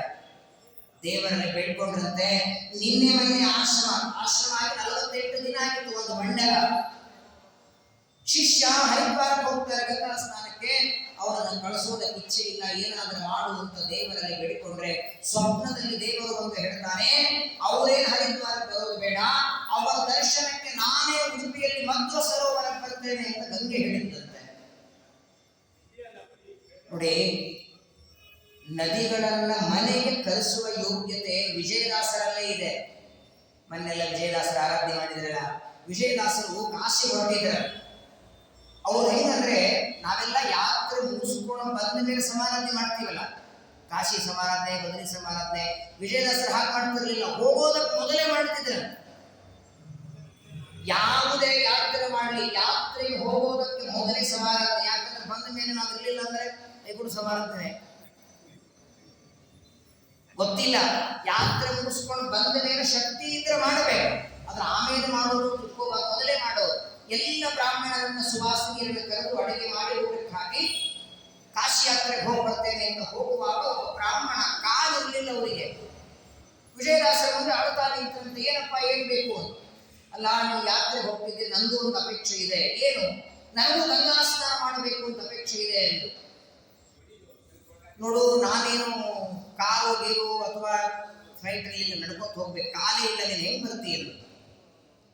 ಏನಾದರೂ ಮಾಡಿ ನನಗೂ ಗಂಗಾ ಸ್ನಾನ ಮಾಡಿಸ್ಬೇಕು ಅಂತ ಆ ಬ್ರಾಹ್ಮಣ ಬೇಡಿಕೊಂಡ್ರೆ ವಿಜಯದಾಸರಂತಾರೆ, ನೀನು ಕಾಶಿಗೆ ಹೋಗೋದು ಬೇಡ, ನಿನ್ನ ಮನೆಗೆ ಗಂಗೆ ಬರುವ ನಾನು ಮಾಡ್ತೇನೆ ಎಂದರಂತೆ. 2 ತುಂಬಿ ಕೊಡಗಳನ್ನ, ತಾಮ್ರದ ಕೊಡಗಳನ್ನ ನೀರು ತುಂಬಿ ಮನೆಗೆ ಇಟ್ಟಿದ್ದಾರೆ. ವಿಜಯದಾಸರು ಆ ಬ್ರಾಹ್ಮಣನ ಸೊಸೆಗೆ ಹೇಳ್ತಾರೆ, ನಾಳೆ ಬೆಳಗ್ಗೆ ಒಮ್ಮಿಂದೊಮ್ಮೆ ನೀರು ಚೆಲ್ಲೋದಕ್ಕೆ ಶುರುವಾಗುತ್ತೆ, ಉಕ್ಕಿ ಬರ್ತದೆ. ತುಂಬಿದ ಕೊಡಗಳಿಂದ ನೀರು ಯಾವಾಗ ಚೆಲ್ಲೋದಕ್ಕೆ ಶುರುವಾಗುತ್ತೋ ಆಗ ತಿಳ್ಕೊಂಡ್ಬಿಡು, ಈಗ ಕೊಡದಲ್ಲಿ ಗಂಗೆ ಬಂದಿದ್ದಾಳೆ ಅಂತ, ಈ ನೀರನ್ನು ನಿಮ್ಮ ಮಾವನಿಗೆ ಸ್ನಾನಕ್ಕೆ ಹಾಕುವುದು ಅಂತ ಹೇಳಿ ಕಾಶಿಗೆ ಹೋಗ್ತಾರೆ. ಮಾರನೇ ದಿನ ತುಂಬಿಟ್ಟು ನೀರು ಏಕಾಏಕಿ ಚೆಲ್ಲಿಕ್ಕೆ ಶುರುವಾಗುತ್ತೆ. ವಿಜಯದಾಸರ ಮಾತಿನಂತೆ ಗಂಗೆ ಕಾಶಿಯಲ್ಲಿದ್ದ ಗಂಗೆ ಕೊಡದಲ್ಲಿ ಬಂದಿದ್ದಾಳೆ. ಈ ಸಾಮರ್ಥ್ಯ ವಿಜಯದಾಸರಿಗೆ ಇರಬೇಕಾದ ಶ್ರೀನಾರಾಯಣ ತೀರ್ಥ ಭಗವತ್ಪಾದಾಚಾರ್ಯ ಸಾಮರ್ಥ್ಯ ಎಂತಾದ್ದು. ಇತಸ್ತೃತೀಯೇ ದಿವಸೇದ್ಯು ನಿನ್ನಗ ತದತ್ತವಸ್ಮಾಕ ತಟಾಕಮಾಂಬಜೆ. ಹರಿದ್ವಾರದ ಗಂಗೆಯನ್ನು ಮಧ್ವ ಸರೋವರಕ್ಕೆ ಕರೆಸಿ ಮಧ್ವ ಸರೋವರದಲ್ಲಿ ಸ್ನಾನವನ್ನು ಮಾಡ್ತಾರೆ. ಗುರುಗಳ ಜೊತೆಗೆ ಸಂಚಾರ, ಅಚ್ಯುತ ಪ್ರೇಕ್ಷಾಚಾರ್ಯರ ಜೊತೆಗೆ ಆಚಾರ್ಯರ ಸಂಚಾರ, ಎಲ್ಲಾ ಕಡೆ ಹೋಗ್ಬೇಕು. ಆಚಾರ್ಯ ಕೇರಳಕ್ಕೆ ಬಂದಿದ್ರ. ಇವತ್ತು ಕೇರಳದಲ್ಲಿ ಸ್ವಲ್ಪ ಬ್ರಾಹ್ಮಣ್ಯ ಇದೆ. ಒಂದು ಕಾಲದಲ್ಲಿ ಕೇರಳದ ಬ್ರಾಹ್ಮಣರು, ಕೇರಳದ ಜ್ಯೋತಿಷ್ಯರು ಪ್ರಸಿದ್ಧ, ಮುಖೋದ್ಗತವಾಗಿ ಮಂತ್ರ ಹೇಳೋರು. ಅಷ್ಟೇ ಅಲ್ಲ, ಕೇರಳದಲ್ಲಿ ಇವತ್ತಿಗೂ ಪ್ರಸಿದ್ಧ ಇದೆ ಇಷ್ಟು ದೊಡ್ಡ ಬಾಳೆಹಣ್ಣು. ಒಂದು ಬಾಳೆಹಣ್ಣನ್ನು 3 ಮಾಡಿ 3 ದಿನ ತಿನ್ಬೇಕು ನೀವು. ಇಷ್ಟು ಉದ್ದಾದ ಬಾಳೆಹಣ್ಣು, ಹರಿ ದೊಡ್ಡ. ಆ ಕೇರಳಕ್ಕೆ ಆಚಾರ್ಯರು ಬಂದಿದ್ದಾರೆ, ಶ್ರೀಮದಾಚಾರ್ಯರು, ಗುರುಗಳಾದ ಅಚ್ಯುತ ಪ್ರೇಕ್ಷರು. ಒಂದು ದೇವಾಲಯದಲ್ಲಿ ಅವತ್ತು ಪೂಜೆಯಾದ ಮೇಲೆ ಇಬ್ಬರದು ಭಿಕ್ಷೆ ಆಯಿತು. ಅಚ್ಯುತ ಪ್ರೇಕ್ಷಾಚಾರ್ಯ, ಮಧ್ವಾಚಾರ್ಯ ಹೊಟ್ಟೆ ತುಂಬ ಊಟ ಭಿಕ್ಷೆ ಆದ ಮೇಲೆ ತೀರ್ಥ ತಗೊಂಡಿದ್ದಾರೆ. ಒಬ್ಬ ಗೃಹಸ್ಥ ಬಂದು ಮಧ್ವಾಚಾರ್ಯರಂತಾರೆ, ನಿಮಗೆ ಪಾಠ ಹೇಳಲಿಕ್ಕೆ ಬರ್ತದೆ, ಪ್ರವಚನ ಮಾಡ್ಲಿಕ್ಕೆ ಬರ್ತದೆ, ಗ್ರಂಥ ಬರೀಲಿಕ್ಕೆ ಬರ್ತದೆ, ಅದರಲ್ಲಿ ನಿಮ್ಮನ್ನು ಮೀರಿಸೋರಿಲ್ಲ. ಆದರೆ ನನ್ನೊಂದು ಪರೀಕ್ಷೆ ಇದೆ, ಆ ಪರೀಕ್ಷೆಯಲ್ಲಿ ನೀವು ಗೆದ್ದದ್ದಾದರೆ ನಾನು ನಿಮಗೆ ಶರಣಾಗತನಾಗಿ ಬರ್ತೇನೆ. ಏನಪ್ಪ ನಿಮ್ಮ ಪರೀಕ್ಷೆ? ಆ ಗೃಹಸ್ಥ ಹೇಳ್ತಾನೆ, ಇವಾಗ ಊಟ ಆಗಿದೆಯಲ್ಲ, ಊಟ ಮಾಡಿ ತೀರ್ಥ ತಗೊಂಡಿದ್ದೀರಲ್ಲ, ಈಗ ನಾನು ನಿಮಗೆ ಎಷ್ಟು ಬಾಳೆಹಣ್ಣು ಕೊಡ್ತೇನೆ, ಕೇರಳದ ಬಾಳೆಹಣ್ಣು, ನಾನು ಕೊಟ್ಟಷ್ಟು ಬಾಳೆಹಣ್ಣು ಹಾಲು ಕುಡಿದು ಅದನ್ನು ಜೀರ್ಣ ಮಾಡಿ ತೋರಿಸ್ಬೇಕು. ನಿಮ್ಮಲ್ಲಿ ಜೀರ್ಣ ಶಕ್ತಿ ಎಷ್ಟಿದೆ ನೋಡಬೇಕು ಅಂತ ಪರೀಕ್ಷೆ ಮಾಡ್ತೇನೆ. ಆಚಾರ್ಯ ನಗುತ್ತಾರೆ. ಆಗಲಿ ಎಂದು ಒಟ್ಟಾರೆ ಕಲಿಯುಗದಲ್ಲಿ ಪರೀಕ್ಷೆ ಮಾಡುವ ಜನನೇ ಹೆಚ್ಚು. ಅಚ್ಯುತ ಪ್ರೇಕ್ಷರಂತಾರೆ, ಬೇಡ ಸ್ವಾಮಿ, ಸಣ್ಣ ಹೊಟ್ಟೆ ನಿಂದು, ಅವ್ರು ಯಾರೋ ಪರೀಕ್ಷೆ ಮಾಡ್ತಾ ಕೂತ್ರೆ ಹೊಟ್ಟೆ ಗತಿ ಏನಿಲ್ಲ, ದೇವರ ಅನುಗ್ರಹ ನಮ್ಮ ಮೇಲಿದೆ. ನೋಡಿ, ಹೊಟ್ಟೆ ತುಂಬ ಊಟ ಆದ ಮೇಲೆ ತೀರ್ಥನೂ ತಗೊಳ್ಳಿ ಜಾಗ ಇರಲ್ಲ, ಊಟ ಮಾಡಿಬಿಟ್ಟಿರ್ತಾರೆ. ವಾಸ್ತವಿಕ ನೋಡಿ, ನಾವು ಊಟ ಮಾಡಬೇಕಾದ್ರೆ ಆಯುರ್ವೇದ ಹೇಳ್ತದೆ, ನಮ್ಮ ಹೊಟ್ಟೆಯಲ್ಲಿ 4 ಭಾಗದಲ್ಲಿ 2 ಭಾಗದಲ್ಲಿ ಮಾತ್ರ ಅನ್ನ ಹಾಕಬೇಕು. ಹೊಟ್ಟೆಯ 4 ಭಾಗದಲ್ಲಿ 2 ಭಾಗ ಅನ್ನ, 1 ಭಾಗದಲ್ಲಿ ನೀರು, ಇನ್ನೊಂದು ಭಾಗ ಗಾಳಿ ಆಡುವುದಕ್ಕೆ ಖಾಲಿ ಇರಬೇಕು. ನಾವು ಇರೋ 4 ಭಾಗ ಅನ್ನ ಹಾಕಿಬಿಡ್ತೇವೆ.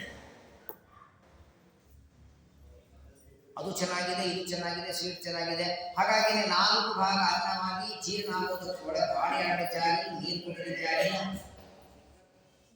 ಪಾರಣೆ ಮಾಡಿ ಊಟ ಮಾಡಿ ತೀರ್ಥ ಬಂದ ಮೇಲೆ ಇಷ್ಟು ಉದ್ದಾದ ಕೇರಳದ ಬಾಳೆಹಣ್ಣು 32 ಕೊಡ ಹಾಲು, 200 ಬಾಳೆಹಣ್ಣು ಆಚಾರ್ಯರ ಮುಂದೆ ಇಟ್ಟಿದ್ದಾರೆ. ಕೊಡ ಅಂದ್ರೆ ಇಷ್ಟ, ಇಂಥ ಕೊಡ ಒಂದಾದ ಮೇಲೆ ಒಂದು ಕೊಡದ ಹಾಲು ಆಚಾರ್ಯ ಕುಡಿತಾರೆ. ಊಟ ಆದ ಮೇಲೆ ಸಾವಿರಾರು ಜನ ಕೂತಿದ್ದಾರೆ. ಬೇಡ ಅಂತ ಅಚ್ಯುತ ಪ್ರೇಕ್ಷರು ಒಂದು ಬಾಳೆಹಣ್ಣು ಊಟ ಆದ್ಮೇಲೆಲ್ಲ, ಊಟ ಮಾಡದೇನೆ ಅರ್ಧ ಮಾಡ್ತಿದ್ದು ಹೊಟ್ಟೆ ತುಂಬಬೇಕು. ಅಷ್ಟು ದೊಡ್ಡ ಬಾಳೆಹಣ್ಣು, 32 ಬಾಳೆಹಣ್ಣು ತಿಂತಾರೆ, 200 ಬಾಳೆಹಣ್ಣು ತಿಂತಾರೆ. ಅಷ್ಟು ತಿಂದ ಮೇಲೂ ಅವರ ಹೊಟ್ಟೆ 1 ಇಂಚಾದ್ರೂ ಮುಂದೆ ಬಂದಿರ್ಬೇಕಲ್ಲ. 200 ಬಾಳೆಹಣ್ಣು, 32 ಕೊಡ ಹಾಲು ಕೊಡದೆ ನಮ್ಮ ಮಧ್ವಾಚಾರ್ಯ ಹೊಟ್ಟೆ ಒಂದಾದ್ರೂ ಇಂಚು ಎಷ್ಟಿದೆ ಅಷ್ಟೇ. ತನುತ್ವೇ ಬೆಕಿಲಂಬರಂ, ತೆಳ್ಳಗಾದ ಹೊಟ್ಟೆ. ಅಚ್ಯುತ ಪ್ರೇಕ್ಷಕ ಕೇಳ್ತಾರೆ, ಹೆಂಗೆ ಸಾಧ್ಯ ಸ್ವಾಮಿ ಇದೆಲ್ಲ? ಅಷ್ಟು ಬಾಳೆಹಣ್ಣು ತಿಂದಿದ್ದೀರಿ, ಹಾಲು ಕುಡಿದಿದ್ದೀರಿ, ಹೊಟ್ಟೆಗೆ ತೊಂದರೆ ಆಗಲ್ವಾ? ಆಚಾರ್ಯರದ್ದು ಅಂಗುಷ್ಠ ಮಾತ್ರ ಜಠರೇ ಪ್ರತಿಷ್ಠಿತ ಜಾಜ್ವಲ್ಯಮಾನಂ ಅಜಾತದೇಕಸಂ. ಈ ಎಲ್ಲ ಮನುಷ್ಯರ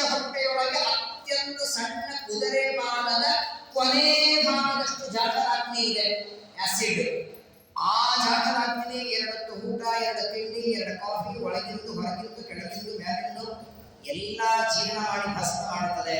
ನನ್ನ ಹೊಟ್ಟೆಯೊಳಗೆ ಅಂಗುಷ್ಟದಷ್ಟಿದೆ ಅಂತ ಆಚಾರ್ಯ. ಏನ್ ಮಹಿಮಾ ಶ್ರೀಮದ್ ಆಚಾರ್ಯರು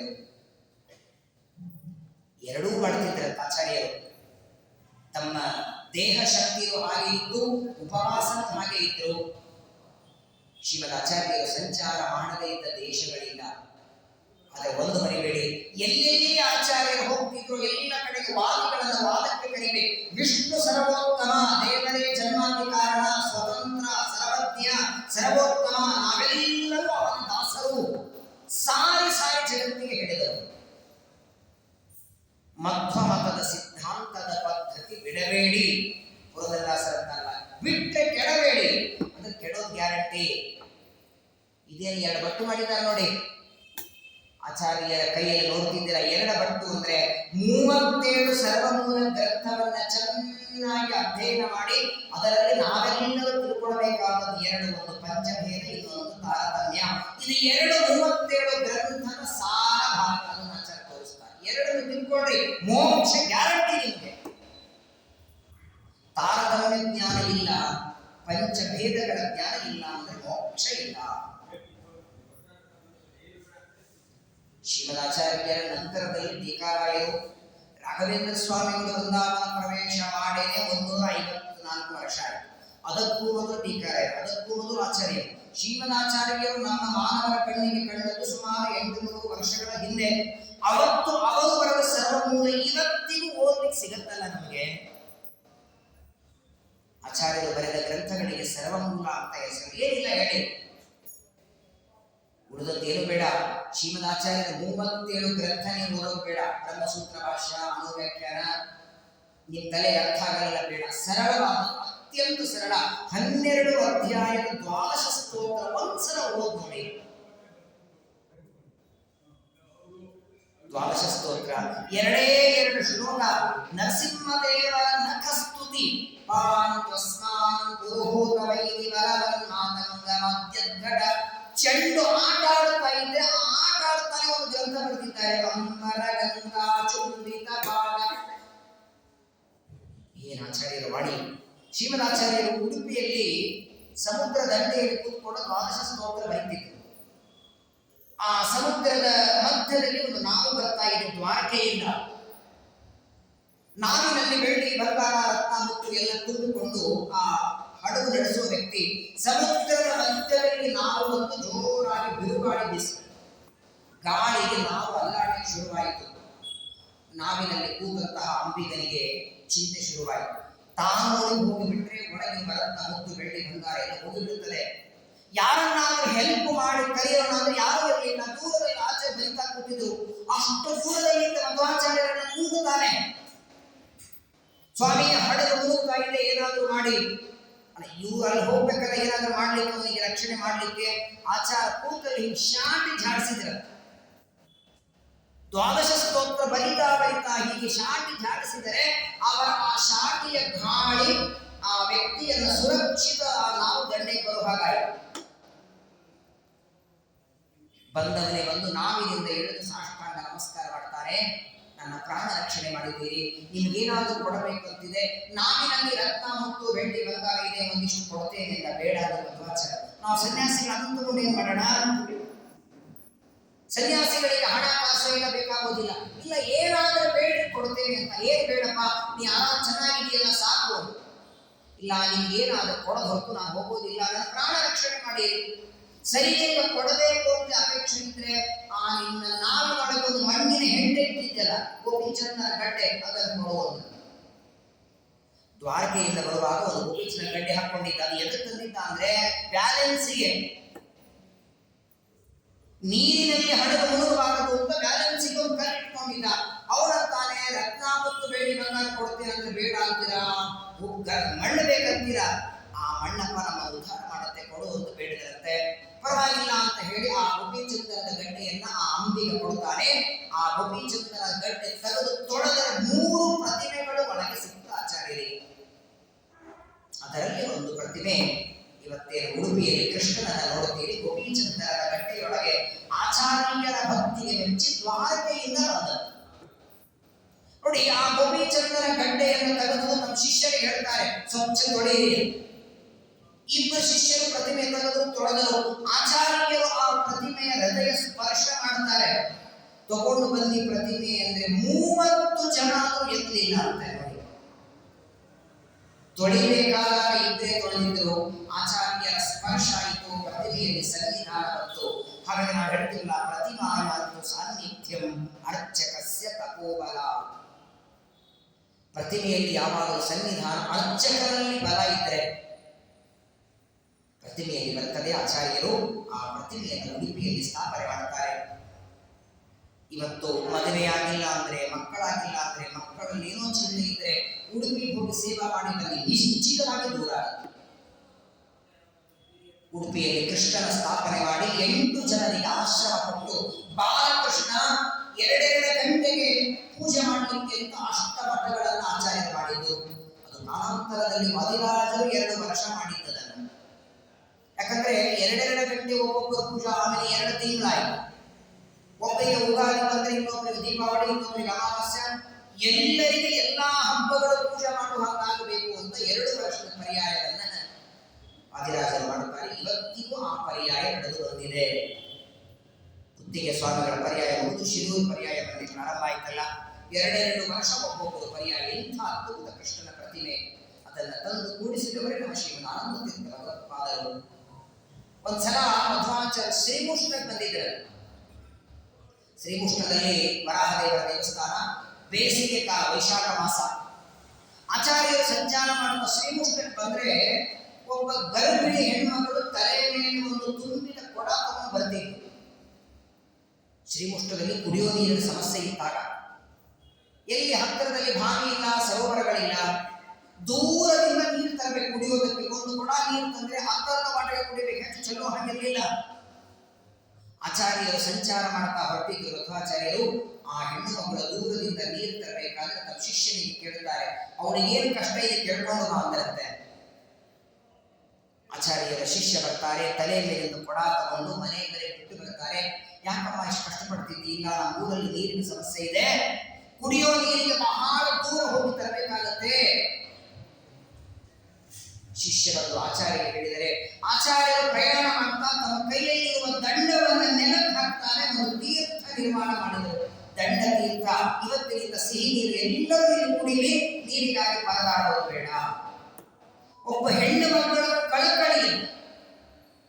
ಬರೀ ಮಧ್ವಾಚಾರ್ಯರು ಪಾಠ ಮಾಡುವ ಮೇಲೆ, ಪ್ರವಚನ ಮಾಡುವ ಮೇಲೆ ಪ್ರೀತಿ ಮಾಡ್ತಾರೆ ಅನ್ಕೋಬೇಡಿ.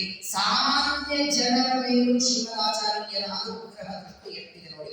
ಇವತ್ತಿಗೂ ಶ್ರೀಮುಷ್ಣದಲ್ಲಿ ಆ ತೀರ್ಥ ಇದೆ, ದಂಡ ತೀರ್ಥ ಅಂತ ಮಧ್ವಾಚಾರ್ಯರು ಮಾಡಿದ್ದು. ಎಂಥೆಂಥ ಕಾರ್ಯಗಳು. ಇವಾಗ ನಾವೆಲ್ಲ ಬದರಿ ಯಾತ್ರೆಗೆ ಶುರುವಾಗಿದೆ. ಮೋದಿ ಸರ್ಕಾರದಲ್ಲಿ ನೀವು ಹರಿದ್ವಾರದಿಂದ ಬದರಿಗೆ ಒಂದು ಕಾಲ ಇತ್ತು. ಬದರಿ ಯಾತ್ರೆಗೆ ಯಾರಾದರೂ ಹೊರಟಿದ್ದಾರೆ ಅಂದ್ರೆ ಕಳಿಸೋರಿಗೆ ಚಿಂತೆ. ಹಾಗಾಗಿ ಬದರಿ ಯಾತ್ರೆ ಮುಗಿಸ್ಕೊಂಡು ಬಂದ್ರೆ ಅವ್ರಿಗೆ ಹಾರ ಹಾಕ್ತಿದ್ರು ನೋಡಿ. ಯಾಕೆ ಹೇಳಿ? ಒಟ್ಟಿಗೆ ಹಾರ 2 ಕೆಲಸ ಮಾಡ್ತದೆ. ಬಂದ್ರಿ ಅಂತ ಖುಷಿಗೂ ಆಗ್ತದೆ, ಬರಲಿಲ್ಲ ಅಂದ್ರೂ ಹಾರ. ಇವತ್ತೇನು ಅನಾಯಾಸ. ಹರಿದ್ವಾರ ಕೂತ್ರೆ ಒಳ್ಳೆ ನ್ಯಾಷನಲ್ ಹೈವೇ ರೋಡ್ ಇದೆ. ಶ್ರೀಮದಾಚಾರ್ಯರ ಕಾಲದಲ್ಲಿ ಬದರಿ ಯಾತ್ರೆ ಹೇಗಿತ್ತು? ಆಗ ಗೂಗಲ್ ಇರಲಿಲ್ಲ. ಎಲ್ಲಿ ನೋಡಿದಲ್ಲಿ ಕಲ್ಲು, ಮುಳ್ಳು, ದೊಡ್ಡ ದೊಡ್ಡ ಹುಲಿ, ಸಿಂಹ. ಇವಾಗ ಲೊಕೇಶನ್ ಹಾಕಿದ್ರೆ ಮಾರ್ಗ ದಾರಿಯಾದ ತೋರಿಸ್ತದೆ. ಎಡಕ್ಕೋ ಬಲಕ್ಕೋ ಆಗ ದಾರಿ ಇಲ್ಲ, ಲೊಕೇಶನ್ ಇಲ್ಲ, ಹೋಗ್ತಿರ್ಬೇಕಷ್ಟೇ. ಎಲ್ಲಿ ನೋಡಿದಲ್ಲಿ ಪರ್ವತ, ಗುಡ್ಡ. ಹೇಗೆ ಹೋದ್ರೆ ಬದರಿ ಕೂತೀವಿ ಅಂತ ಗೊತ್ತಿಲ್ಲ. ಅಂತಹ ಸಂದರ್ಭದಲ್ಲಿ 2 ಬಾರಿ ಬದರಿ ಯಾತ್ರೆ ಮಾಡ್ತಾರೆ ಆಚಾರ್ಯರು. ಇವಾಗ ಹರಿದ್ವಾರದ ಮೇಲೆ, ಹರಿದ್ವಾರದಿಂದ ಬದರಿಗೆ ಹೋಗಬೇಕಾದ ಋಷಿಕೇಶದಲ್ಲಿ ಒಂದು ಬ್ರಿಡ್ಜ್ ಬರ್ತದೆ ನೋಡಿ. ಗಂಗೆ ದಾಟೋದಕ್ಕೆ ಆಗ ಬ್ರಿಡ್ಜ್ ಇರಲಿಲ್ಲ. ಗಂಗೆಯನ್ನ ದಾಟಿಕೊಂಡೇ ಹೋಗಬೇಕು. ರಭಸವಾಗಿ ಗಂಗೆ ಹರಿತಿದ್ದಾರೆ, ನಾವುಗಳಿಲ್ಲ. ಗಂಗೆ ದಾಟೋದಕ್ಕೆ ನಾವುಗಳಿಲ್ಲ. ಗಂಗೆ ದಾಟದ ಹೊರತು ಬದರಿಗೆ ಹೋಗೋ ಹಾಗಿಲ್ಲ. ಎಲ್ಲ ಶಿಷ್ಯರು ಆಚಾರ್ಯರಂತ, ಸ್ವಾಮಿ ಬದರಿ ಯಾತ್ರೆ ಆಗೋದಿಲ್ಲ, ತಿರುಗಿ ಹೋಗೋಣ. ದಾಟೋದು ಹೇಗೆ? ಏನೋ ಈಸ್ಕೊಂಡು ದಾಟೋಣ ಅಂದ್ರಲ್ಲ, ರಭಸ ಗೊತ್ತಲ್ಲ. ಎಷ್ಟು ವೇಗವಾಗಿ ಗಂಗೆ ಹರಿತಾರೆ. ಅಕಸ್ಮಾತ್ ಕೈ ಜಾರಿದ್ರೆ ಹೋಗಿದ್ದಾರೆ. ಆಚಾರ್ಯರದ್ದು ಗಾಬರಿ ಆಗಬೇಡಿ. ನನ್ನ ಶಾಂತಿಯನ್ನು ಹಿಡ್ಕೊಂಡು ಶಿಷ್ಯರಿಗೆ ಹೇಳಿದ್ರಂತೆ, ಆಚಾರ್ಯರ ಶಾಖೆಯನ್ನು ಒಬ್ಬ ಶಿಷ್ಯ ಹಿಡಿತಾನೆ, ಅವನ ಶಾಖೆ ಮತ್ತೊಬ್ಬರು ಹಿಡಿತಾನೆ, ಅವನ ಶಾಖೆ ಮತ್ತೊಬ್ಬರು ನನ್ನ ಹಿಂದೆ ಬನ್ನಿ ಅಂತಾರೆ. ಒಬ್ಬರ ಹಿಂದೆ ಒಬ್ಬರು ಆಚಾರ್ಯರು ಮುಂದೆ ನಡೀತಿದ್ದಾರೆ. ಅಷ್ಟು ರಭಸವಾಗಿ ಹರಿಯುವ ಗಂಗೆಯ ಮೇಲೆ ನಡ್ಕೊಂಡು ಬರ್ತಾರೆ. ನೆಲದ ಮೇಲೆ ನಡೆಯುವ ಹಾಗೆ ಗಂಗೆಯ ಮೇಲೆ ಅಷ್ಟು ಗಂಗೆ ದಾಟಿಸಿದರು ತಮ್ಮ ಶಿಷ್ಯರ ಪಾದಕ್ಕೆ ಒಂದು ಹನಿ ನೀರು ಹತ್ತದೇ ಇದ್ದಾಗ ನೋಡ್ಕೊಂಡು ಬರ್ತಾರೆ. ಏನ್ ಸಾಮರ್ಥ್ಯ! ಬದರಿಕಾಶ್ರಮಕ್ಕೆ ಬಂದಿದ್ದಾರೆ. ವೇದವ್ಯಾಸದೇವರ ಮುಂದೆ ತಾವು ಬರೆದ ಗ್ರಂಥವನ್ನು ಇಡುತ್ತಾರೆ. ವೇದವ್ಯಾಸದೇವರು ಅಂತಾರೆ, ನೀನು ಕೃಷ್ಣನಾಗಿ ಗೀತಾ ಉಪದೇಶ ಮಾಡಿದ್ದೆಲ್ಲ, ಆ ಗೀತೆಗೆ ಒಂದು ವ್ಯಾಖ್ಯಾನ ಬರೆದಿದ್ದೇನೆ ಅಂತ ಇಟ್ರೆ ಇದನ್ನು ನೀನೇ ಪ್ರವಚನ ಮಾಡುವಂತ ವೇದವ್ಯಾಸದೇವರಂತಾರೆ. ಇಷ್ಟು ಪ್ರೀತಿ ಆಚಾರ್ಯರ ಮೇಲೆ.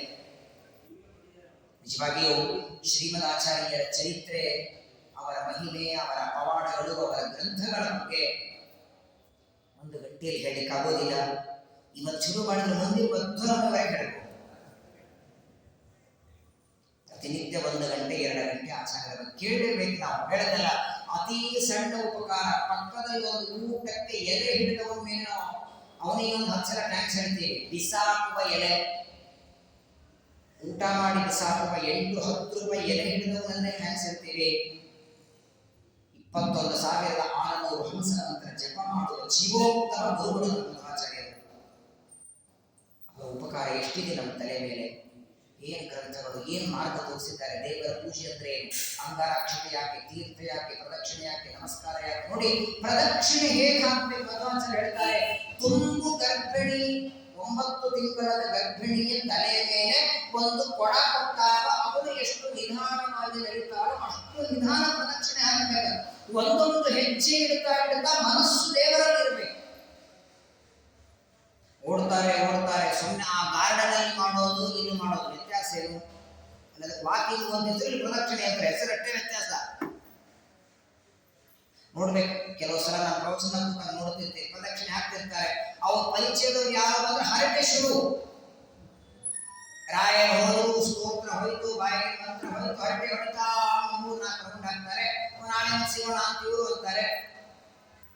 ಅಷ್ಟೊತ್ತಿಗೆ ಮಂಗಳಾರತಿ ಪ್ರಸಾದ ಕೊಡ್ತಾರೆ, ನಿಂತ್ಕೊಂಡು ಹೋಗ್ರಂತೂ ಬಿಡ್ತಾರೆ. ಏನು ಶಿವನಾಚಾರ್ಯ ಕೊಟ್ಟು ಕೊಡುಗೆ? ಪೂಜೆ ಹೇಗೆ ಮಾಡಬೇಕು? ದೇವರಿಗೆ ನಿತ್ಯ ಅರ್ಚನೆ, ಹೂಗಳನ್ನು ಏನು ಹೂವು ಇರಿಸಬೇಕು? ನಾವೆಲ್ಲ ಮಲ್ಲಿಗೆ, ಸಂಪಿಗೆ, ಜಾಜಿ, ಏನೋ ಹೂಗಳನ್ನು ಇರಿಸ್ತೀವಿ. ದೇವರ ಪೂಜೆಗೆ ಹೂವು ಹೇಗಿರಬೇಕು? ನೀರು, ಅಭಿಷೇಕದ ನೀರು ಹೇಗೆ? ತಾವು ನಿತ್ಯದಲ್ಲಿ ಶಿವನಾಚಾರ್ಯ ಪೂಜೆ ಮಾಡ್ತಿದ್ರಂತೆ. ಆಚಾರ್ಯರು ಪ್ರತಿನಿತ್ಯ ದೇವರಿಗೆ ಪುಷ್ಪಾರ್ಚನೆ ಹೂಗಳನ್ನು ಏರಿಸಿದರೆ ಮಾರನೇ ದಿನ ನಿರ್ಮಾಲ್ಯದ ಆ ಹೂಗಳನ್ನು ತೆಗಿಬೇಕಾದ್ರೆ ಅವುಗಳಿಂದ ಅಮೃತ ಬರುತ್ತಿದ್ದರು. ನಾನು ತೆಗಿದ್ದೇನೆ ಅಂತ ಆಚಾರ್ಯರ ಶಿಷ್ಯರಲ್ಲಿ ಕಲಹ, ನಿರ್ಮಾಲ್ಯ ವಿಸರ್ಜನೆ ಮಾಡಲಿಕ್ಕೆ. ಎಲ್ಲರ ಮೇಲೆ ಪ್ರೀತಿ ಮಾಡೋ ಗುಣ, ಸಿಟ್ಟೇ ಗೊತ್ತಿಲ್ಲ ಅವರಿಗೆ. ಜೀವೋತ್ತಮ ವಾಯುದೇವರಲ್ಲ, ಎಂಥವರೇ ಬರಲಿ ತಮ್ಮ ಜೊತೆಗೆ ವಾದ ಹಾಕಿ ವಾದದಲ್ಲಿ ಸೋತ ಮೇಲೂ ನೀನು ಸೋತಿದ್ದಿ ಅಂತ ಹೇಳಿಲ್ಲ. ಸೋತರು ಅವರಿಗೆ ಸನ್ಮಾನ ಮಾಡಿ ಸಂಭಾವನೆ ಕೊಟ್ಟು ಕಳಿಸ್ತೀವಿ. ವಿಶೇಷವಾಗಿ ನಮ್ಮೆಲ್ಲರಿಗೆ ಆಚಾರ್ಯರ ಕೊಟ್ಟ ದೊಡ್ಡ ಗಿಫ್ಟ್ ಅಂದ್ರೆ ಅದು 37 ಗ್ರಂಥಗಳು, ಸರ್ವಮೂಲ ಗ್ರಂಥಗಳು. ಅದರಲ್ಲಿ ಒಂದು ನಾವು ಅಧ್ಯಯನ ಮಾಡಿದ್ರು ಮಧ್ವನವಮಿ ಸಾರ್ಥಕ ಆಗುತ್ತೆ. ನಾನು ಯಾವಾಗಲೂ ಹೇಳ್ತೀನಿ, ಮಧ್ವನವಮಿ ಅಂದ್ರೆ ಬರೇ ಅವತ್ತು ಜೇನುತುಪ್ಪ ಅಭಿಷೇಕ ಆಯಿತು, ಹೋಮ ಆಯಿತು, ಊಟ ಆಯಿತು, ರಥೋತ್ಸವ ಆಯಿತು, ಇಷ್ಟಕ್ಕೆ ಮಧ್ವನವಮಿ ಮುಗಿಲಿಲ್ಲ. ಶ್ರೀಮದಾಚಾರ್ಯರು ಬರೆದ ಗ್ರಂಥದಲ್ಲಿ ಒಂದು ಮಾತು ಅರ್ಥ ಮಾಡ್ಕೊಳ್ಳಿ, ಅದಕ್ಕಿಂತ ದೊಡ್ಡ ಮಧ್ವನವಮಿ ಇನ್ನೊಂದಿಲ್ಲ. ಒಂದು ವೇಳೆ ಆಚಾರ್ಯರು ಈ ಗ್ರಂಥಗಳ ಬರೀದೇ ಇದ್ರೆ ನಮ್ಮ ಪರಿಸ್ಥಿತಿ ಏನಾಗ್ತಿತ್ತು ಹೇಳಿ.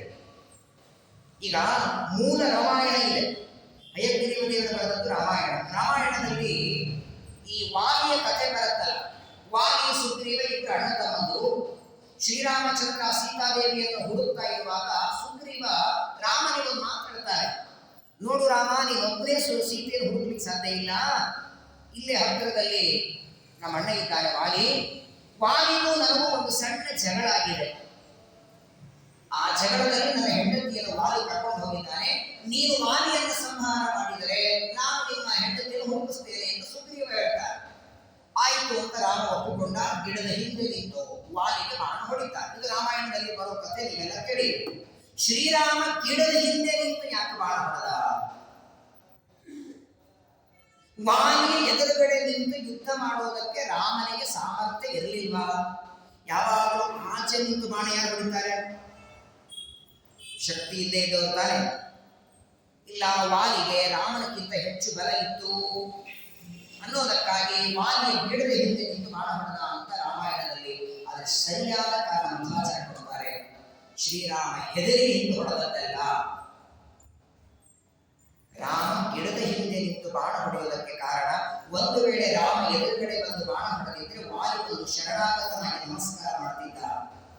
ರಾಮನ ಭಕ್ತ ಶರಣಾಗತರಾಗಿ ಬಂದವರ ಮೇಲೆ ನಾನು ಕೈ ಮಾಡೋದಿಲ್ಲ ಅಂತ ರಾಮನ ಪ್ರತಿಜ್ಞೆ ಇದೆ ಅನ್ನೋದಕ್ಕಾಗಿ ರಾಮನಿಗೆ ಹೊಡೆದ ಅಂತ ಮಧ್ವಾಚಾರ್ಯ ಉತ್ತರ ಕೊಡ್ತಾರೆ. ಇಂಥ ಪ್ರಶ್ನೆಗಳು 1000 ಕೋಟಿ ಸಂವತ್ಸರಗಳೇ ಆಚಾರ್ಯರು ಚೆನ್ನಾಗಿ ಬಗೆಹರಿಸ್ತಾರೆ. ಭಾಗವತ ಕೂತವ್ರ ಮೇಲೆ ಒಂದು 23 ಸಲ ಕೇಳಿದವರೇ ಇದೆ. ಪ್ರತಿನಿತ್ಯ ಕೇಳ್ತೀರಿ, ಏಕಾದಶಿ ಕೇಳ್ತೀರಿ, ಕೇಳಿರೋ ಇಲ್ಲೋ? ಭಾಗವತ 4ನೇ ಸ್ಕಂದದಲ್ಲಿ ಒಂದು ಕಥೆ ಬರ್ತದೆ. ಅಂಗ ಅಂತ ಒಬ್ಬ ರಾಜ, ಅವನು ಯಜ್ಞ ಮಾಡ್ತಿದ್ದ. ದೇವತೆಗಳು ಆಹುತಿ ತಗೊಳ್ಳಿ ಬರಲಿಲ್ಲ. ಯಾಕೆ ಅಂತ ಪುರೋಹಿತರು ಕೇಳಿದ್ರೆ, ನಿನಗೆ ಸಂತಾನ ಇಲ್ಲ, ಸಂತಾನ ಇಲ್ಲದೆ ಇದ್ದವನಿಗೆ ಸದ್ಗತಿ ಆಗೋದಿಲ್ಲ. ಅವನು ಎಷ್ಟೇ ಜಪ ಪಾರಾಯಣ ಪೂಜೆ ಮಾಡಲಿ, ಯಾರಿಗೆ ಮಕ್ಕಳಿಲ್ವೋ, ಯಾರಿಗೆ ಶಾಸ್ತ್ರ ಕರ್ಮ ಮಾಡೋದಿಲ್ವೋ ಅವನು ದುರ್ಗತಿ ಪಡಿತಾರೆ ಅಂತ ಭಾಗವತ ಶ್ಲೋಕ ಇದೆ. ಹಾಗಾದ್ರೆ ಹೆಂಗಪ್ಪ? ಅಲ್ಲ, ಮಕ್ಕಳಾಗಬೇಕು, ಸರಿ, ಆಗದೇ ಇದ್ರೆ ಮುಂದೆ ಗತಿ ಏನು ಅಂತ ನಾವೆಲ್ಲರೂ ಟೆನ್ಷನ್ ಒಳಗಿದ್ರೆ ಆಚಾರ್ಯರು ಬರೀತಾರೆ, ಮಧ್ವಾಚಾರ್ಯ ಗಾಬರಿ ಆಗಬೇಡಿ, ಅನವತ್ಯೋಪಿ ಸದ್ಧರ್ಮ ನಾತ್ರ ಚಿಲ್ಲೋಕ ಸಂಶಯ. ಆಚಾರ್ಯರಿದ್ದಾರೆ, ಮಕ್ಕಳಾಗಬೇಕು, ಆಗದೇ ಇದ್ದ ಮಾತ್ರಕ್ಕೆ ಸದ್ಗತಿ ಆಗಲ್ಲ ಅನ್ಕೋಬೇಡಿ. ನೀವು ಮಾಡುವ ಜಪ ಪೂಜೆ ಪಾರಾಯಣ ಇವೇ ನಿಮ್ಮ ಮಕ್ಕಳಿದ್ದ ಹಾಗೆ, ಇವುಗಳಿಂದ ನಿಮಗೆ ಸದ್ಗತಿ ನಿಶ್ಚಿತ ಆಗುತ್ತೆ. ಎಷ್ಟು ಕರುಣೆ ಶ್ರೀಮದಾಚಾರ್ಯರಿಗೆ ಹೇಳಿದಲ್ಲ. ಮಧ್ವಾಚಾರ್ಯರು ಎಲ್ಲೆಲ್ಲಿ ಸಂಚಾರ ಮಾಡಿದ್ರು, ಏನು ಅನುಗ್ರಹ ಮಾಡಿದ್ರು ಹೇಳಬಹುದು. ಅವರ ಗ್ರಂಥಗಳ ಬಗ್ಗೆ ಓದವರಿಗೆ ಗೊತ್ತಿರ್ತದೆ. ಆಚಾರ್ಯರ ಕರುಣೆ ಎಷ್ಟು, ಪ್ರೀತಿ ಎಷ್ಟು, ಎಲ್ಲ ಮಾನವರ ಕಣ್ಣಿಗೆ ಅರ್ಥ. ಅವರು ದೇಹ ಬಿಟ್ಟದ್ದಲ್ಲ, ದರ್ಶನವನ್ನು ಕೊಡುತ್ತಾ 70 ವರ್ಷಗಳವರೆಗೆ ಸಂಚಾರ ಮಾಡಿ 37 ಗ್ರಂಥಗಳನ್ನು ರಚನೆ ಮಾಡಿ, ಯಾವಾಗ ದೇವರಂತಾನೆ ಸಾಕು, ನೀನು ಮಾನವರ ಕಣ್ಣಿಗೆ ಕಣ್ಣಂತ ಸಂಚಾರ ಮಾಡಿದ್ದು ಸಾಕು, ಶೀಘ್ರದಲ್ಲಿ ಬದರಿಕಾಶ್ರಮಕ್ಕೆ ಬಂದು ಬಿಡು ಅಂತ ಹೇಳ್ತಾರೆ. ಆ ಆಚಾರ್ಯರು ಆರಿಸಿಕೊಂಡದ್ದು ಈ ಪವಿತ್ರವಾದಂತಹ ಮಾಘಮಾಸ ಶುಕ್ಲ ಪಕ್ಷ ನವಮಿ. ಆಚಾರ್ಯ ಪಾಠ ಹೇಳ್ತಾ ಕೂತಿದ್ರಂತೆ. ಆದರ್ಶಂ ಗುಣಗಣದರ್ಶರೇ ಪುನಾರೇ ಸಚ್ಛಾಸ್ತ್ರಂ ರಚಿತಮನೇನ ವರ್ಣಯಿಂದ. ತಮ್ಮ ವಿದ್ಯಾರ್ಥಿಗಳಿಗೆ ಆಚಾರ್ಯ ಪಾಠ ಹೇಳ್ತಿದ್ದಾರೆ. ಆಚಾರ್ಯರ ಪಾಠವನ್ನು ಕೇಳಿ ಸ್ವಂತ ಲೋಕದಲ್ಲಿರುವ ದೇವತೆಗಳೆಲ್ಲ ಆಚಾರ್ಯರಲ್ಲಿ ಪುಷ್ಪವೃಷ್ಟಿ ಮಾಡ್ತಾರೆ. ಎಷ್ಟು ಹೂಗಳನ್ನು ಹಾಕಿದ್ರು ಅಂದ್ರೆ ಆ ಹೂಗಳಲ್ಲಿ ಮುಚ್ಚೋಗ್ಬೇಕು ಆಚಾರ್ಯರು. ಇತಿ ನಿಗದಿತವಂತಸ್ತತ್ರ ವಂದಾರಕೇಂದ್ರ ಗುರು ವಿಜಯ ಮಹಾಂತಂ ಲಾಯಂತೋ ಮಹಾಂತಂ ವಧುಷು ರವಿರದೃಶ್ಯಂ ಪುಷ್ಪವಾರಂ ಸುಗಂಧಿಂ ಹರಿದೈತ ವರಿಷ್ಠೇ ಶ್ರೀಮದಾನಂದ ತೀರ್ಥೇ. ಅಷ್ಟು ಹೂಗಳು ಹಾಕಿದರೆ ಆಚಾರ್ಯರು ಹೂವಿನಲ್ಲಿ ಮುಳುಗಿರುತ್ತಾರೆ. ಆ ಹೂಗಳೆಲ್ಲ ಸರಿಸಿ ನೋಡೋದರಲ್ಲಿ ಆಚಾರ್ಯರು ಅದೃಶ್ಯರಾಗಿ ಬದರಿಕಾಶ್ರಮಕ್ಕೆ ಪ್ರಯಾಣ ಮಾಡಿದ ದಿನ ಅದು ಮಾಘ ಶುದ್ಧ ನವಮಿ. ಅದು ನಾಡಿದ್ದು ಮಂಗಳವಾರ. ಅಂತಹ ಮಧ್ವನವಮಿ ನಿಮಿತ್ತವಾಗಿ ನಮ್ಮ ಮಠದಲ್ಲಿ ಒಬ್ಬೊಬ್ಬ ವಿದ್ವಾಂಸರಿಂದ ಮಧ್ವಾಚಾರ್ಯರ ಬಗ್ಗೆ, ಅವರ ಗ್ರಂಥಗಳ ಬಗ್ಗೆ, ಅವರ ಚರಿತ್ರೆಯ ಬಗ್ಗೆ ಬೇರೆ ಬೇರೆ ವಿದ್ವಾಂಸರಿಂದ ನಡೀತಾ ಇದೆ. ಇನ್ನು ನಾಳೆ, ನಾಡಿದ್ದು 2 ದಿನ ಇದೆ. ನಾಡಿಗೆ ಭೀಷ್ಮಾಷ್ಟಮಿ, ನಾಡಿದ್ದು ಮಧ್ವನವಮಿ. ಈ 2 ದಿನ ಆಚಾರ್ಯರ ಚರಿತ್ರೆಯನ್ನು ಶ್ರವಣ ಮಾಡಿ ಹೇಳದಲ್ಲ. ಮುಂದಿನ ವರ್ಷ ಮಧ್ವನವಮಿ ಬರೋವರೆಗೂ 1 ವರ್ಷ ಆಚಾರ್ಯರ ಚರಿತ್ರೆಯನ್ನು ನೀವು ರೆಡಿ ಇದ್ರೆ ನಾನು ರೆಡಿ ಅಂತ ಹೇಳಿಲ್ಲ. 1 ವರ್ಷ ಪ್ರತಿನಿತ್ಯ ಕೇಳಿದರೂ ಮುಗಿಯುವುದಲ್ಲ ಚರಿತ್ರೆ. ಅಂತಹ ಗುರುಗಳನ್ನ ಪಡೆದ ನಾವೇ ಧನ್ಯರು. ಹಾಗಾಗಿ ಒಂದೇ ಪ್ರಾರ್ಥನೆ ನಾವೆಲ್ಲರೂ ಮಾಡೋದು, ಆಚಾರ್ಯ ಶ್ರೀಮದ್ ಆಚಾರ್ಯ ಸಂತುಮೇ ಜನ್ಮ ಜನ್ಮ. ಇದರ ಮುಂದೆ ಎಷ್ಟು ಜನ್ಮ ಬರ್ತವೆ ಗೊತ್ತಿಲ್ಲ. ಇದರ ಮುಂದೆ ಹಂದಿ ಆಗ್ತೀವೋ, ನಾಯಿ ಆಗ್ತೀವೋ, ಎಮ್ಮೆ ಆಗ್ತೀವೋ, ಆದರೆ ಇದರ ಮುಂದೆ ಬರುವ ಪ್ರತಿಯೊಂದು ಜನ್ಮದಲ್ಲಿ ಮಧ್ವಾಚಾರ್ಯರು ಗುರುಗಳಾಗಿ ಸಿಗಲಿ, ಅವರ ಶಿಷ್ಯನಾಗಿ ನಾವು ಬರಬೇಕು. ಇದೊಂದೇ ಪ್ರಾರ್ಥನೆಯನ್ನ ಆಚಾರ್ಯರಲ್ಲಿ ನಾವೆಲ್ಲರೂ ಮಾಡೋಣ. ಅಂತಹ ಶ್ರೀಮದ್ ಆಚಾರ್ಯರ ಅನುಗ್ರಹ ನಿಮ್ಮ ಮೇಲೆ ಸದಾ ಕಾಲ ಇರಲಿ. ಜ್ಞಾನ, ಭಕ್ತಿ, ಆಯುಷ್ಯ, ಆರೋಗ್ಯಗಳನ್ನು ಕೊಡಲಿ. ಅವರು ಬರೆದ ಸರ್ವಮೂಲ 37 ಗ್ರಂಥ ಓದಲಿಕ್ಕಾಗಿಲ್ಲ ಅನ್ನೋ ಕೊನೆ ಪಕ್ಷ ಕಿವಿ ಮೇಲಾದರೂ ಬೀಳಿ. ಪ್ರತಿನಿತ್ಯ ಅವುಗಳ ಶ್ರವಣ ಮಾಡುವ ಭಾಗ್ಯವನ್ನು ಆಚಾರ್ಯರು ಮಾಡಿಕೊಳ್ಳಿ ಅಂತ ಹೇಳ್ತಾ ಈ ಪ್ರವಚನಕ್ಕೆ ಅವಕಾಶ ಕೊಟ್ಟದಕ್ಕೆ ಶ್ರೀಮಠದ ಎಲ್ಲ ಕಮಿಟಿಯವರಿಗೆ ಪೂರ್ವಕ ಧನ್ಯವಾದವನ್ನು ಹೇಳ್ತಾ ಮತ್ತೆ ಮತ್ತೆ ಪರಮಾತ್ಮನ ವಾಯುದೇವರ ಮಹಿಮೆಯನ್ನು ಹೇಳುವ ಸೌಭಾಗ್ಯವನ್ನ ಗುರುಗಳ ಸನ್ನಿಧಾನದಲ್ಲಿ 2 ಅಕ್ಷರ ಮಾತಾಡುವ ಭಾಗ್ಯವನ್ನ ಪರಮಾತ್ಮ ಗುರುಗಳು ಕರುಣಿಸಲಿ ಅಂತ ಪ್ರಾರ್ಥನೆ ಮಾಡ್ತಾ ಈ ಪ್ರವಚನವನ್ನು ಶ್ರೀಮದ್ ಆನಂದ ತೀರ್ಥರ ಭಗವತ್ಪಾದಾಚಾರ್ಯರ ಹೃತ್ಕಮಲ ಮಧ್ಯ ನಿವಾಸಿಯಾದ ಅನಂತ ಗುಣ ಪರಿಪೂರ್ಣನಾದ ಪರಮಾತ್ಮನ ಪಾದಗಳಲ್ಲಿ ಸಮರ್ಪಣೆ ಮಾಡುತ್ತೇನೆ. ಭಾರತೀಯ ಪ್ರಾಣ ಶ್ರೀಕೃಷ್ಣ ಹರೇ ನಮೋ.